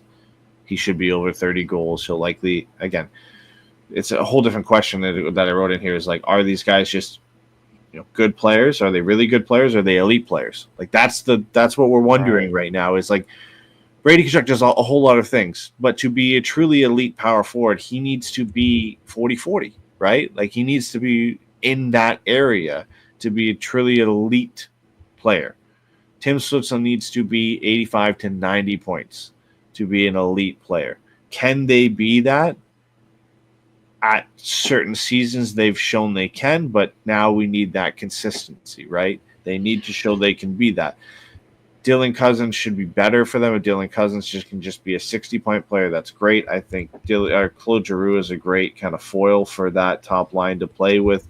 Stützle and Brady Tkachuk. Batherson is good. David Perron, whether he stays the full year on the second line or not, you've got other options. Ridley Greig looked good at times, so you've got some options there who you can move around. But the big thing for the Sens is they need Tkachuk and they need Stützle to be superstars. They need them to be because you can't have Brady Tkachuk scoring 55 points. I'm sorry, you just can't. Again, he does a bunch of other things for this team, but he can't be scoring 55 points.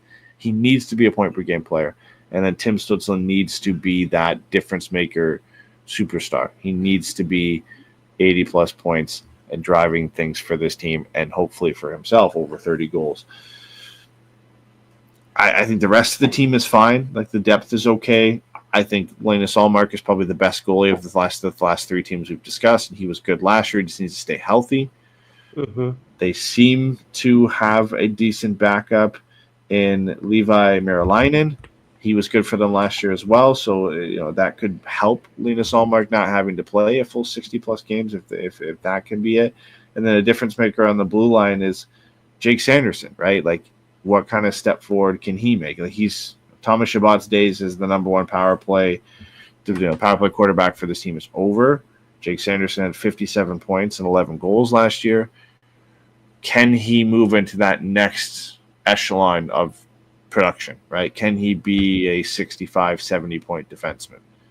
I think he's got the talent to do so, but can he move into there? That's going to be a big thing for them. And still, I mean, Thomas Chabot's a great player.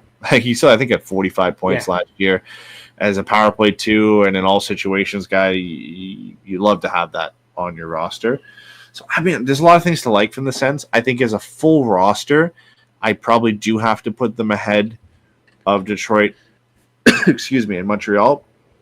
But it's not way ahead. It's not significantly ahead of those teams. They're all very close in this middle mix here of teams that are going to finish between 4th and 6th and push for that 3rd spot from Florida. I do like them adding Lars Eller in a bottom 6 role. Just add a little bit of experience, a little bit of grit, a little bit of steady defensive presence. Like you said, Jake Sanderson had 30 points on the power play last year. Yeah, if there is a team that is going to surprise this year in a way, or no, let me not say it that way. If there is a team this year that is going to take a step forward in a way that is unsurprising, it will be them, right? Because if Montreal does it, you're assuming one of, if not both of, Demidov and Hudson are like legit. Yeah. Hudson's going to be in his second year. He could take a small step back. Demidov is going to be a full-time rookie. He could take a second to adjust. Neither of those things change my optimism for those players in the long-term future, but both of them could impact the team's ability to compete and really push for that 3-4 spot in the division. Brady Tkachuk just bouncing back and being a 65, 70-point player, right? Hitting 35 goals. Tim Stützle getting back and cracking the other side of 80 again. Like, Linus Ullmark staying healthy, Jake Sanderson and Thomas Chabot being able to just, again, I've said it a couple of times, just go out there and just play 40 minutes a night and just be really good. I think Ottawa is the team that should be in the best position to make something happen this season. And I really do hate to say that out loud because, again, this is the organization of Daniel Alfredson and Jason Spezza, who I refuse to acknowledge as real hockey players. Yeah, it's going to be really hard when we get to our rankings at the end of this for me to split the difference between these three teams. It's really hard to look at them and say one team is significantly better than the other. I can make cases for either of them to finish in any of those spots and either of them to either not pan out or pan out. So that'll be interesting to kind of look at when we get there. But again, the next team is the real team that they're all pushing for. And without the injuries, I think we'd have a no question top three. It's going to be near impossible for the three teams we just discussed to jump into this mix unless one of these teams falls off. Well, they've all just been handed a gift with Alexander Barkov being out 7 to 9 months, which is likely the entire season, and Matthew Tkachuk being out until December, I think, at the earliest. So the Florida Panthers lose arguably their two best players. Maybe not arguably, but Sam Reinhart is still in the mix. He did finish as their top goal scorer last year, but that's because he played more games than Barkov and right. Matthew Tkachuk did. But I mean, this is almost as bad as it can get, right? Like, to be in a position where you're in this window to have a dynasty to make a real run at being, the team of the 2020s, right? And then come off the season that you had and to lose these two players. Like, there's not much, it can't get much worse than this. And like in an offseason that was shaping out to be really good for the Florida Panthers, in the fact that they were just able to keep a lot of these guys. Like they kept Sam Bennett, they kept Brad Marchand, they kept Aaron Ekblad. Yep. The whole core was there. They didn't really lose anybody. They lost Nate Schmidt and Vanacek. They just brought in Petrie and Tarasov, which is basically like replacements for both of these guys. Yeah. Everybody was still there. And then not only was everybody still there, like, you've got Anton Lundell, who is going to be another year older and taking steps forward to kind of push into the top part of this lineup. You had Mackie Samoskevich, who had a really good season last year, who's going to take steps forward. And then all of a sudden the wheels fall off, right? And like, it's just, I don't know what they do from here. Like, the team is certainly still talented enough to, make it to December and add Matthew Tkachuk back to the roster, and they'll be fine. But now, no Barkov, you need somebody to step up. Like, what would have been probably the deepest center group in the entire division and maybe the entire conference. You would have had Barkov, Bennett, Lindell, and either Evan Rodriguez or Luke Kunin. That's formidable. Now it's Bennett, Lindell, Kunin, and Evan Rodriguez. Like, the moment Barkov comes out of that roster, that center depth struggles. And then not only I like Sam Bennett. Sam Bennett's production has come primarily with Matthew Tkachuk, who won't be there until December. So now there's a lot of pressure on his shoulders if he's going to be playing with Verhaeghe and Reinhart to be the guy. Can he do that? If it's not him, you're putting all that pressure on Anton Lundell. Can he be that guy? He's been termed the baby Barkov for so long. Now he has the chance to step into his shoes and see what he can do. I don't know, man. I don't know. I think there's a world where they're fine, and there's a world where this just completely falls apart. Matthew Tkachuk didn't play 60 games and still finished third in points for this team. Yeah. On one hand, what you're looking at is a team that is going to be without its two best players, who are good at both ends of the ice, who produce in big minutes, and who are the core of this team from an identity perspective. I don't know how you recover from that. I don't know how you adjust to that. On the other hand, this is the team that has been to the Stanley Cup Finals 3 of the last 4 years, or the last 3 years, and the 4th year, before they made it to the finals, they won the President's Trophy. This is a team that is so clear and so confident in who they are, what they do, and how they do it, that if you said they're still going to be third in the division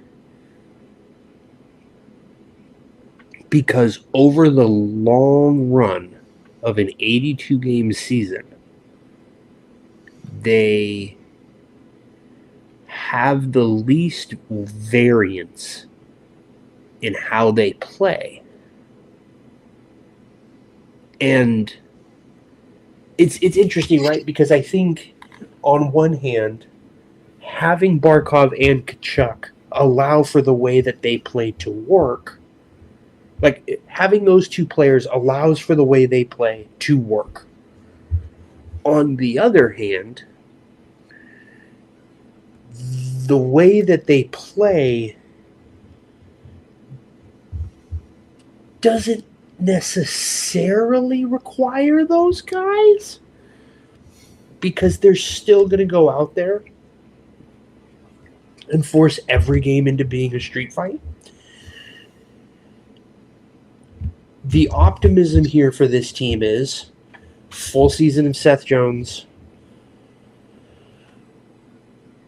full season of Aaron Ekblad, who's hopefully not going to get popped for PEDs again. Mm-hmm. Brad Marchand. A full season of Brad Marchand. And Anton Lundell is going to be able to step up, right? And then Sam Reinhart is, your point guy, right? He's the guy who can go out and score 40 goals. For some reason, we've decided that him playing on Barkov's line doesn't mean his defense is a product of Barkov, so sure. They've still got Gustav Forsling. They're going to have, again, Jones and Ekblad. They've got Luosterainen. I can't remember how to say his last name. Luosterainen. Mm-hmm. I think I'm adding an extra syllable in there like a moron. I'm sorry. But this team is still scary. Mm-hmm. Yeah, for sure. And I don't want to play them on a nightly basis. And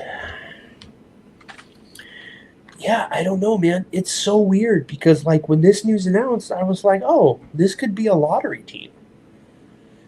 And yet, the more I sit with it, the more I'm like, well, if anybody was going to be able to ride this shit out, it would be this team. Yeah. And basically, they have to tread water until Matthew Tkachuk gets back. Because once Matthew Tkachuk hits that lineup, now we're cooking. Right now, there's really something there where we can go, all right, we've got a game in, game out difference maker. Because let's not fucking get it twisted. Matthew Tkachuk is still an MVP level player. Mm-hmm. He is an insanely good player. He is a 90-plus point player who just gets under everybody's skin. He gets your best players to play stupid and bad. He gets his best players and his average players to play up. He drags everybody into the fight with him. He is awesome. If they can get,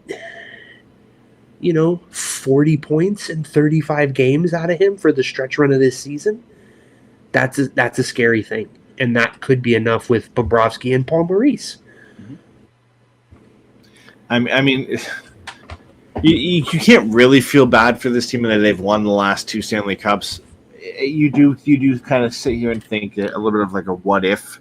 Yes. Is like what could have been if they, and like we're not even into the season. I mean, it's like you said, they could do it again. Like they have the pedigree, they have the talent still outside of these two guys to just tread water long enough, like you said, to get Matthew Tkachuk back.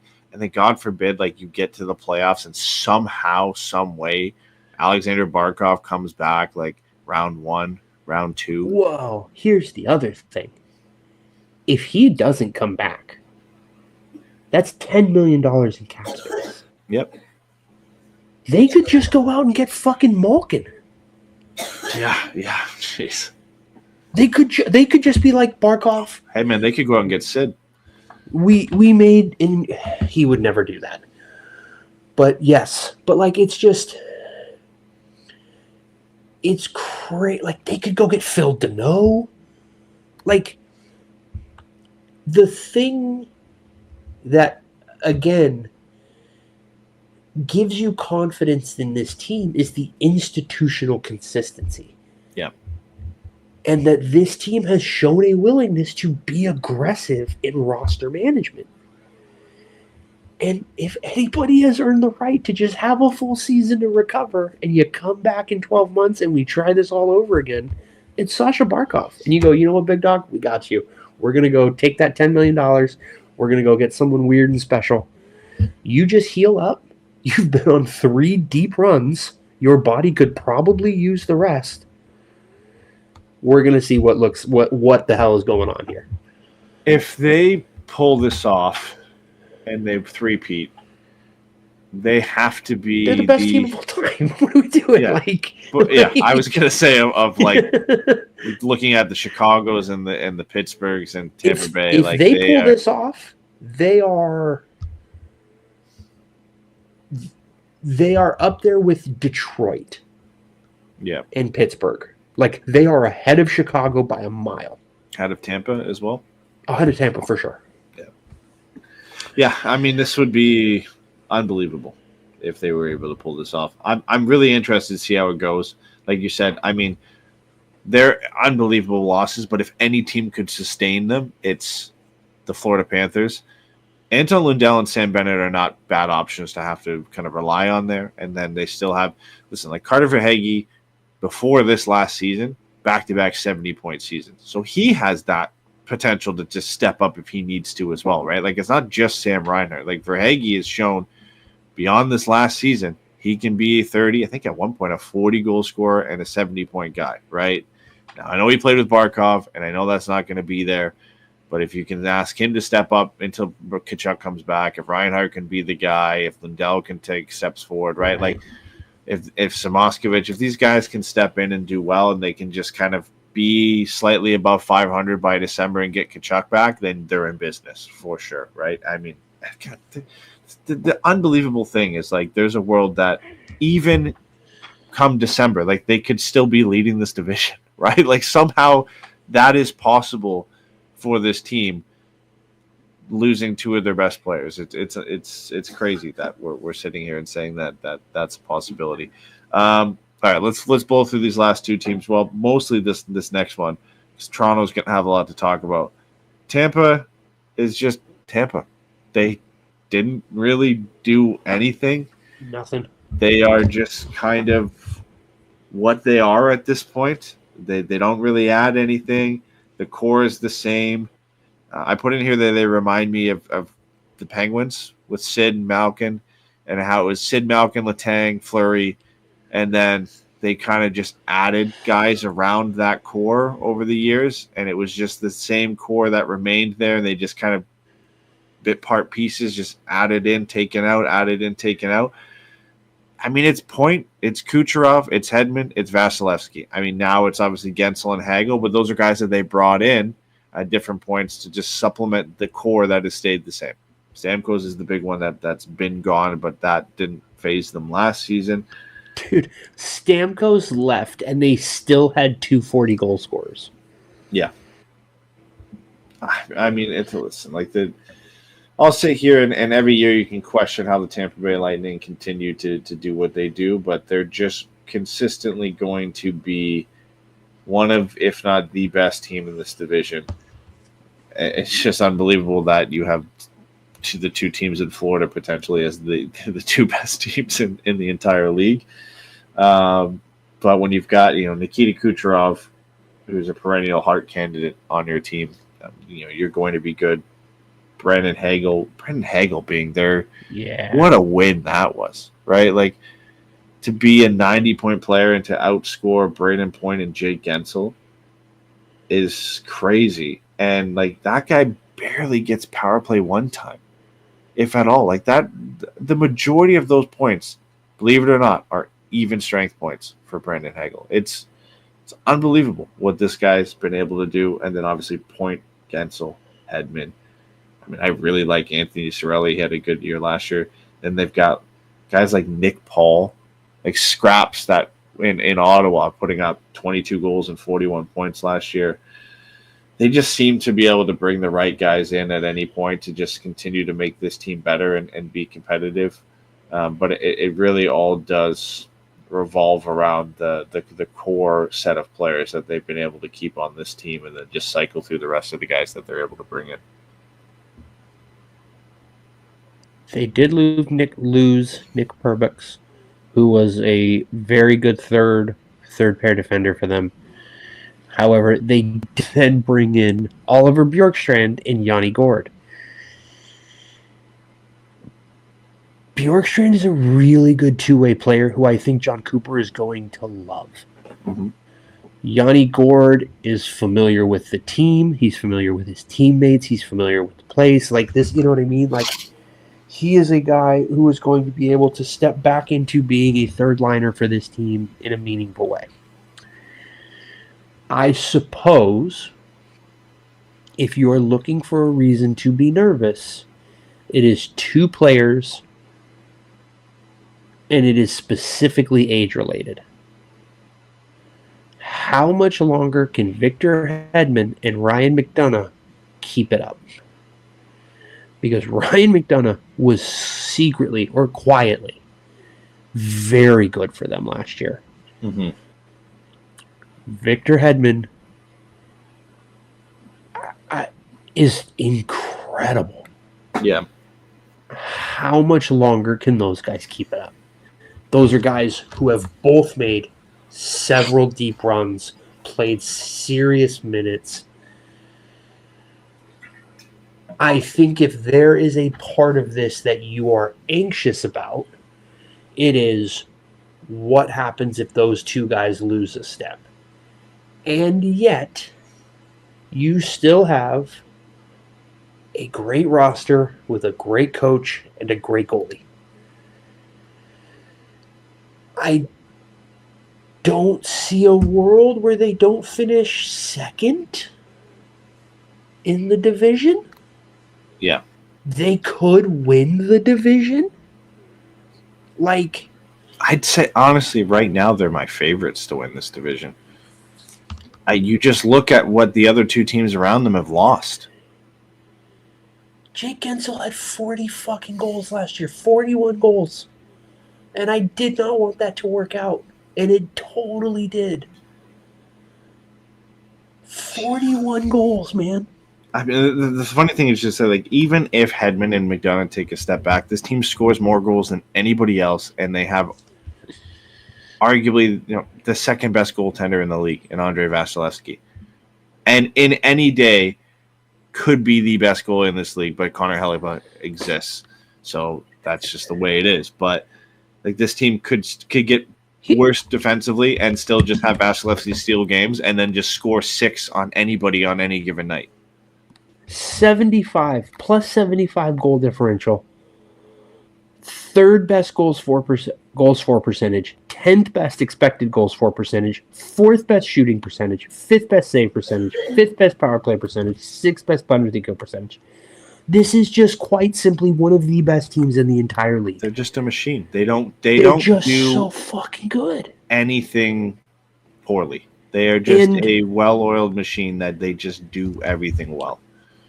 The gap between 10 in expected goals for percentage and 3rd in actual goals for percentage is something where you would go, oh, maybe they'll fall back to earth a little bit. And then you remember the reason that their actual goals for percentage is higher than their expected goals for percentage is because they have Braden Point and Nikita Kucherov and Jake Guentzel and Brandon Hagel. They've just got horses. Anthony Cirelli, still a great 2-way center. Like, they just... Oh, my God, dude. Like... I just, like, how do they not win the division this year? I don't... Like, I mean, we haven't even talked about the over-unders yet from Bet365. They're second. They were second before the Barkov injury. I don't know how they're not the favorite to win the division now. Yeah. How is that? That's crazy. Like, it might not be close for them this year. They could win this division by 10 points. Handily.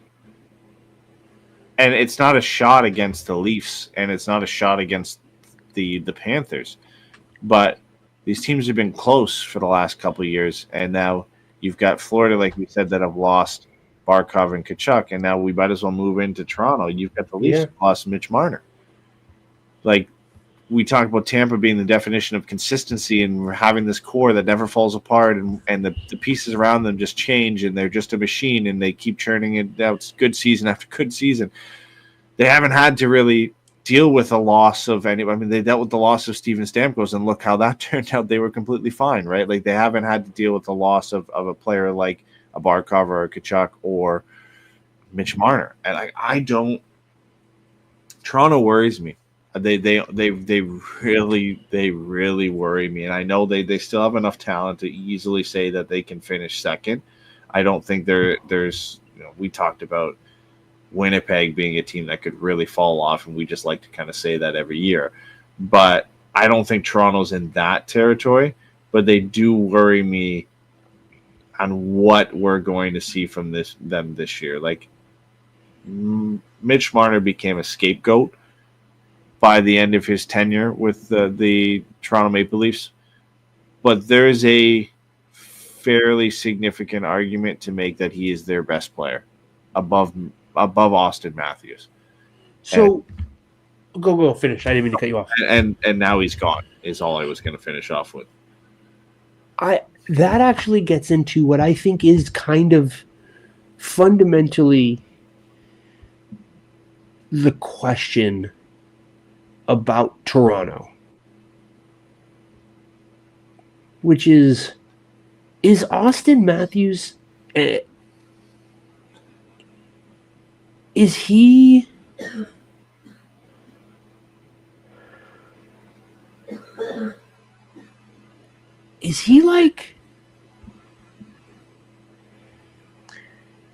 as good as Sasha Barkov?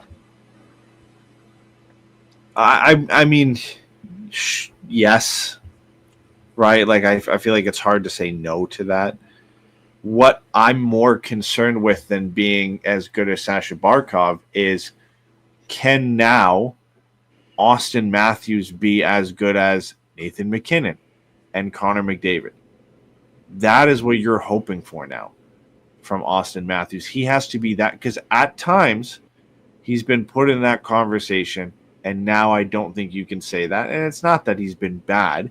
It's just Nathan MacKinnon and Connor McDavid are just on another level. Does he have the talent to be in that category? Sure. If there's ever been a time to prove that he's as good as those players, it is now that Mitch Marner is no longer there, and this is his team, no question of a doubt. It's not William Nylander's team. It's not John Tavares' team. It's Austin Matthews' team, and he has to drag this team into the playoffs and to a Stanley Cup. Not by himself, but largely he is the main guy that is going to get this done for them. And he has to prove he can be that guy. He needs to be the 69-goal, 100-point Austin Matthews. He needs to be that guy, and he needs to do that without Mitch Marner. And what looks like to be on a line with no William Nylander. He's going to be playing right now projected with Matthew Nyes and Max Domi. This is the time where you prove, like, they've played Connor McDavid with almost nobody at times. Obviously now Zach Hyman has come in there, but how much of Zach Hyman being Zach Hyman is made up from playing with Connor McDavid, right? Can Matthew Nyes be that type of guy for Austin Matthews? To look at the guys that at times they've played with Nathan MacKinnon, and that hasn't made a difference for his production. Sometimes it's Mikko Rantanen when he was there. Sometimes it wasn't, right? So now Austin Matthews has to prove that he's that guy. And there's going to be times when he plays with Matthew Nyes. There's probably going to be times where they experiment and play him with William Nylander. But he needs to be, I think this year, 50-plus goals, bare minimum, 110, 115 points. Like, he needs to have a career year in total output to prove that he is the guy after Mitch Marner's gone out the door. Here's the thing that worries me.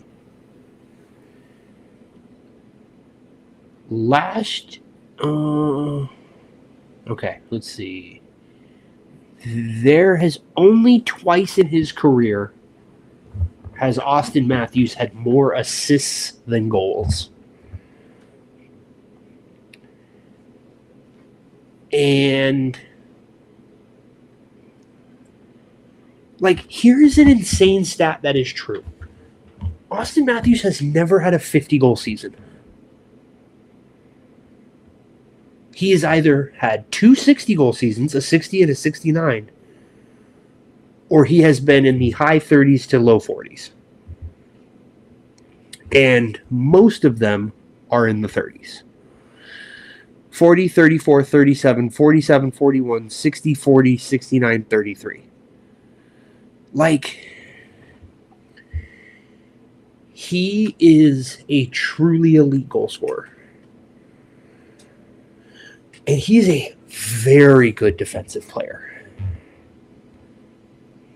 And so I do think there is some amount of like criticism of him that is a little unfair. And even my own question of like, is he as good as Sasha Barkov, right? But like you said, he has to win the Hart Trophy this year.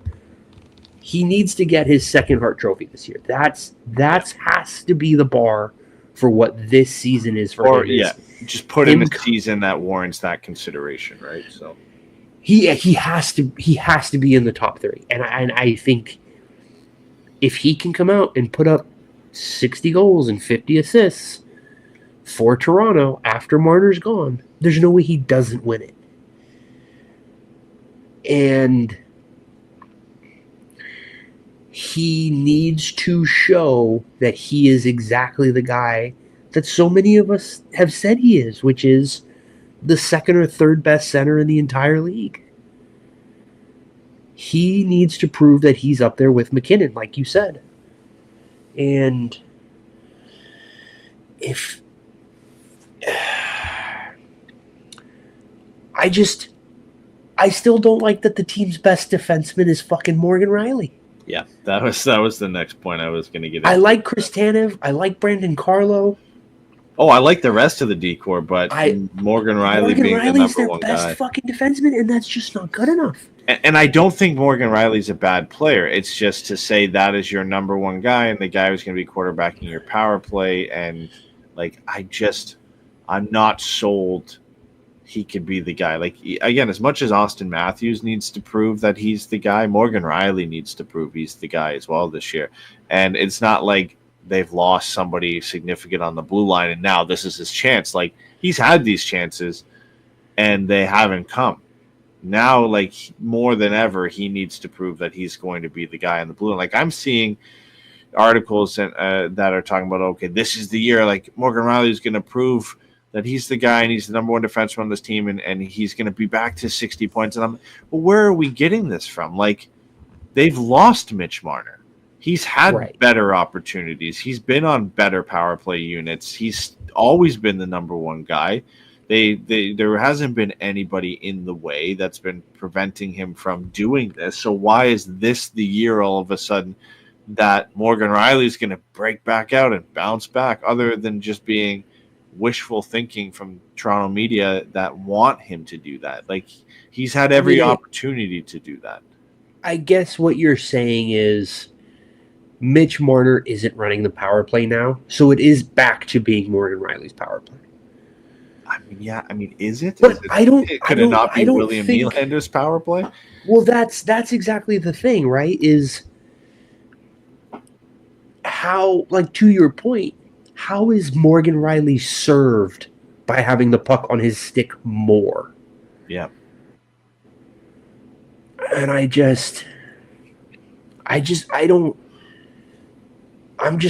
not there on Morgan Riley, man. I'm just not. And,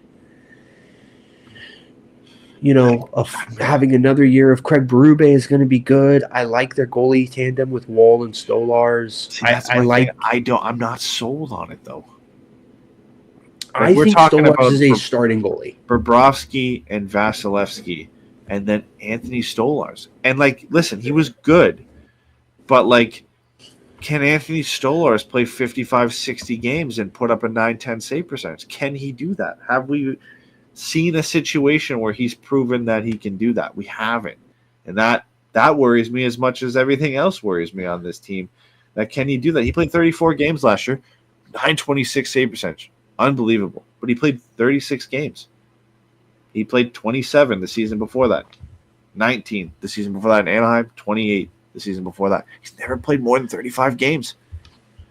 This guy has to now play 50, 60. 45, 50 games, yeah. And, like, if you're splitting with Wall, then you have to hope that Joseph Wall is just as good. And he was okay at times last year, but, like, he wasn't playing as well as Anthony Stolars was. And Wall played 42 games last year, which is more than Anthony Stolars has ever played in his career. So I'm just not there yet. I think he's talented, and I love Anthony Stolars. I think I love his path and everything and how he's gotten to where he's gotten. But it's just a continual question mark for Toronto. Is their goaltending good enough? And it's not Vasilevsky. It's not Bobrovsky.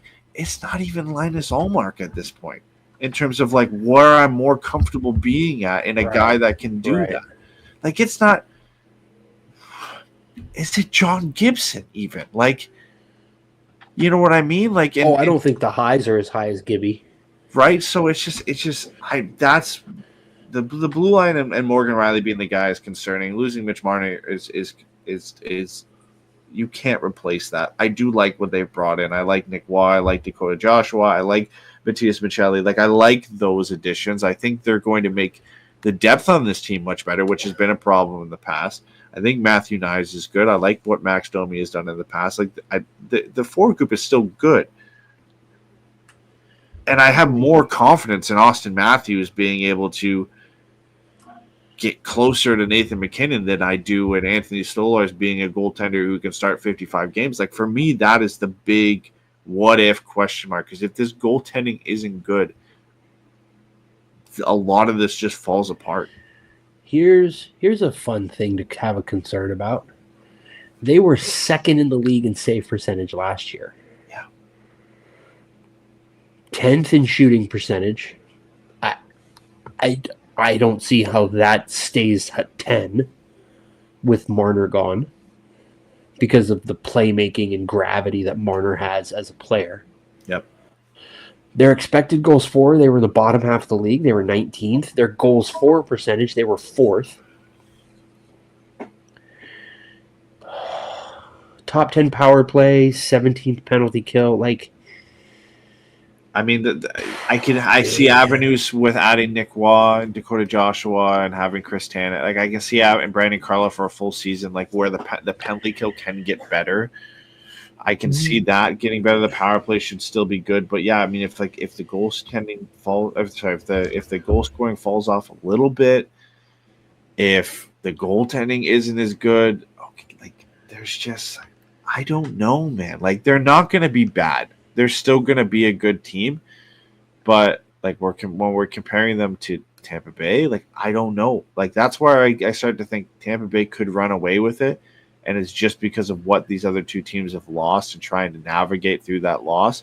I still think Toronto finishes second, but it's not impossible because of everything we talked about Florida, that Florida just finds a way to make it happen, and it's very close, and they just sneak second away. And then imagine a first round again between Florida and Toronto, with Florida going through all these injuries and getting all these guys back, and Toronto having to prove that they are, better and that they can overcome a lot of the issues they've had in the past, and they have to beat a beaten-up Florida Panthers team to try and get through round one like that. That's cinema for me right there, if that could happen. What? So I made the comment earlier about Austin Matthews' lack of playmaking, right? Mm-hmm. What do we feel about the argument that he has always played with Mitch Marner, and since he has always played with Mitch Marner, he has not been the primary puck carrier on his line? And now he's going to go out there with Matthew Knies and Max Domi, and the puck is going to be on his stick even more than before, and maybe he hits 50 assists this year? I think it's possible. I think you see a lot of that coming at 5-on-5, and he's still just the absolute trigger man on their power play, and that's where he's getting the majority of his goals from. But yeah, I mean, you can see it. The only guy on his line force opposing teams to over-focus. Like, I just yeah. I mean, it's possible. We've seen it in the past with superstars. We've seen it with Sid. We've seen it with McKinnon at times. We've seen it with McDavid, where they're the sole focus and they become the distributor at times, despite them being, despite, again, McDavid and McKinnon and Crosby all having 50-goal potential throughout their careers, where they are talented enough, but they are forced into being the distributor at times. And Matthew Knies has shown that he can be a good goal scorer and a physical player that likes to drive to the net. So, yeah, certainly it's within the realm of possibility. You might see like a 40-50, a 40-60 season from Austin Matthews, something like that, right? Like, I think he needs to be better than that to for this team to push for the top of the division. But I think he's got to go for 50-50, man. Yeah. Listen, he has the potential to do that. To sit here and say that Austin Matthews can't put up 50 assists, I think is a disservice. It'd be like before McDavid, when McDavid came out before he had the unbelievable goal scoring season, to say Connor McDavid can't score 50-plus goals, right? Like, Austin Matthews can put up 50 assists and put up a 50-50 season. Like, he's just that talented. He's not a bad passer. He's just an elite goal scorer. Right, like that is his bread and butter. He just hasn't had to do that. Like you said, he's played most of his time with Mitch Marner, where Mitch Marner is the setup guy. That is what Mitch Marner was good at. So I'm interested. Like the development of Austin Matthews and what he's going to become this year is a really interesting storyline to watch. It might be one of the most interesting storylines in this division, just to see how that happens. Because like, it's hard to argue that he's probably the most talented player in this entire division. It is really hard to argue that. Again, you can make cases with Tkachuk and Barkov, but I think at the end of the day, if you had to rank them, I think Austin Matthews is the top guy in this division.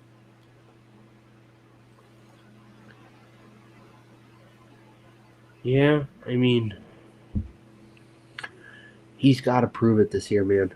It's crazy that Marner leaves, and it just means there's even more focus on Austin Matthews now.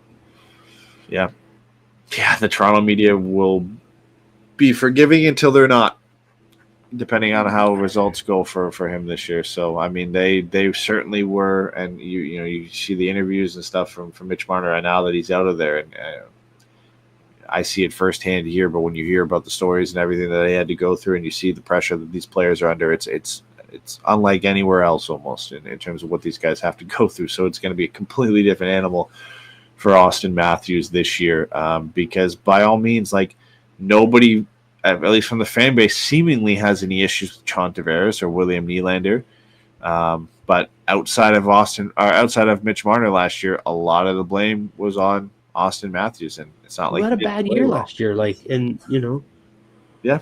I mean, he had a bad year for his standards, and a lot of it was because he didn't score 69 goals, right? Like, he is coming off a season that was almost impossible to replicate, right? So it's the spotlight is on him this year more than it has ever been in his tenure with the Toronto Maple Leafs, and this is a team that's gone through a ton of turmoil, a ton of drama.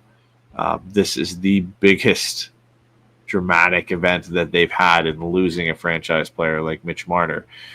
So it'd be really, really interesting to see how they can overcome it. But all right, man, we pushed over the 2 hours. Let's get into it. You wanna give me your rankings on how you think this is all going to pan out for the Atlantic? All right, we'll go team for team, starting at the bottom. Yeah. All right, I got Buffalo last. I'm right there with you. I've convinced myself that the Sabres are the worst team in this division. All right, I've got Boston next. Yeah, I think they're safe to say that they're the worst team in this division. I think Boston will be 4 or 5 points better than the Sabres, but I think then there's a big gap between the next few teams. This is probably where we start to differ here, I think. I think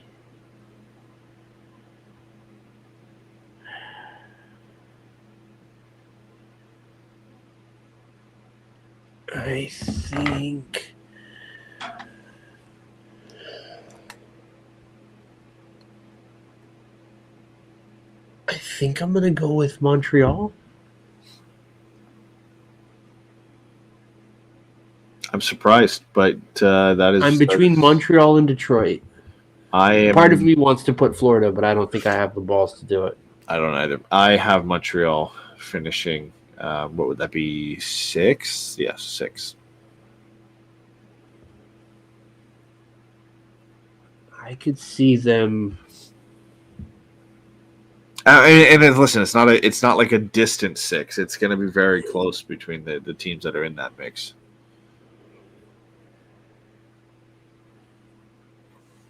No, you know what? I'm going to go Detroit because I think I have more faith in Demidov than Casper. That's fair. All right, so you got Montreal. I've got Detroit. I will take Montreal here. I'm actually going to take Ottawa here. Okay. I am going to go Florida next. I'm going to go Detroit. Okay. And now we're into our top three where you have the Sens, I imagine. Yeah, I'm going to go. You know what? Give me Toronto. It's just wild. I love it. I'm gonna keep Florida hanging on. I've convinced myself that they're just. I mean, they've got the experience to weather the storm and make it through. So I've got Florida third, and then I imagine we both have Tampa. Yeah. First, so you've got Ottawa too, and I've got Toronto too. Yeah. Toronto. Imagine a Ottawa Toronto first round after Ottawa pipped the Toronto Maple Leafs to second in the division. That would be a unbelievable series to watch. I think what I'm gonna go ahead and say here is Linus Ullmark wins the Vezina. Yeah, that's fair. I mean, plays 60 games, wins the Vezina. They lose in the first round to Toronto. Wild times. I love it. Oh boy, I don't like this. I don't like any of this. This division is really, really, really weird, honestly. The thing I'm the most confident in is Tampa Bay finishing first. That's the thing I have the most confidence in. There's a lot of variables that affect the rest of these teams that it's fairly close in terms of where we had them, and things could really shift around. But yeah, I'm in. We're 3 divisions in. We've got the Pacific Division left coming up. Pacific Division Sans, the Anaheim Ducks.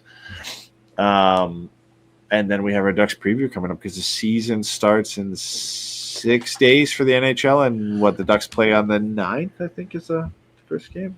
Or am I wrong there? Part of me thinks it's the 9th, but I could be wrong. Schedule regular season the 9th. Okay, so season starts at Seattle. Season starts on the 7th. So we'll have our preview. Well, obviously our Pacific Division preview will likely be coming in the next few days. And then we'll get our Ducks season preview out just before the season starts. So you'll have that within a few days of the regular season starting. And then we'll be back into the season content, and hopefully it's in more entertaining and more upbeat than it has been the last few seasons. But I feel like we go into like our Duck season preview should be interesting. I mean, it's always full of a roller coaster of pessimism and optimism all the way throughout that entire show. We'll convince ourselves at times that they're a playoffs team, and then we'll look at the rest of the teams in this division and convince ourselves that they're not, and then look at the rest of the teams in this division and convince ourselves that they are. So, yeah, it will be an interesting one. I'm excited to go through it, to look at the rest of this team in this division and look at how the Ducks stack up, and now certainly that Mason McTavish is signed, that we've got a full picture of how this team is going to look on opening night, which is nice. It's relieving, to say the least. And you gave a nice breakdown of the Mason McTavish signing on Ducks Morning Brew, and then certainly we'll get more into that in an in-depth roster look when we do the season preview as well. Yeah, no, it's going to be such a weird year in Anaheim. There's just so much weirdness, and I kind of can't wait to see how that weirdness shapes itself up. So, perfect. All right. Well, yeah, like I said, we've got those shows coming up. Actually, the next show you'll see, I would imagine, unless we do the Pacific Division preview before that, is Ducks Morning Brew will be back Friday morning. So I would imagine that will be the next show you see. Pacific Division preview will probably be recorded this weekend, and then in tandem with the Ducks season preview. But we'll let you know when we know. So we'll figure that stuff out. But appreciate you guys tuning into this last one, and we'll see you soon. Bye, everybody. Go Dodgers.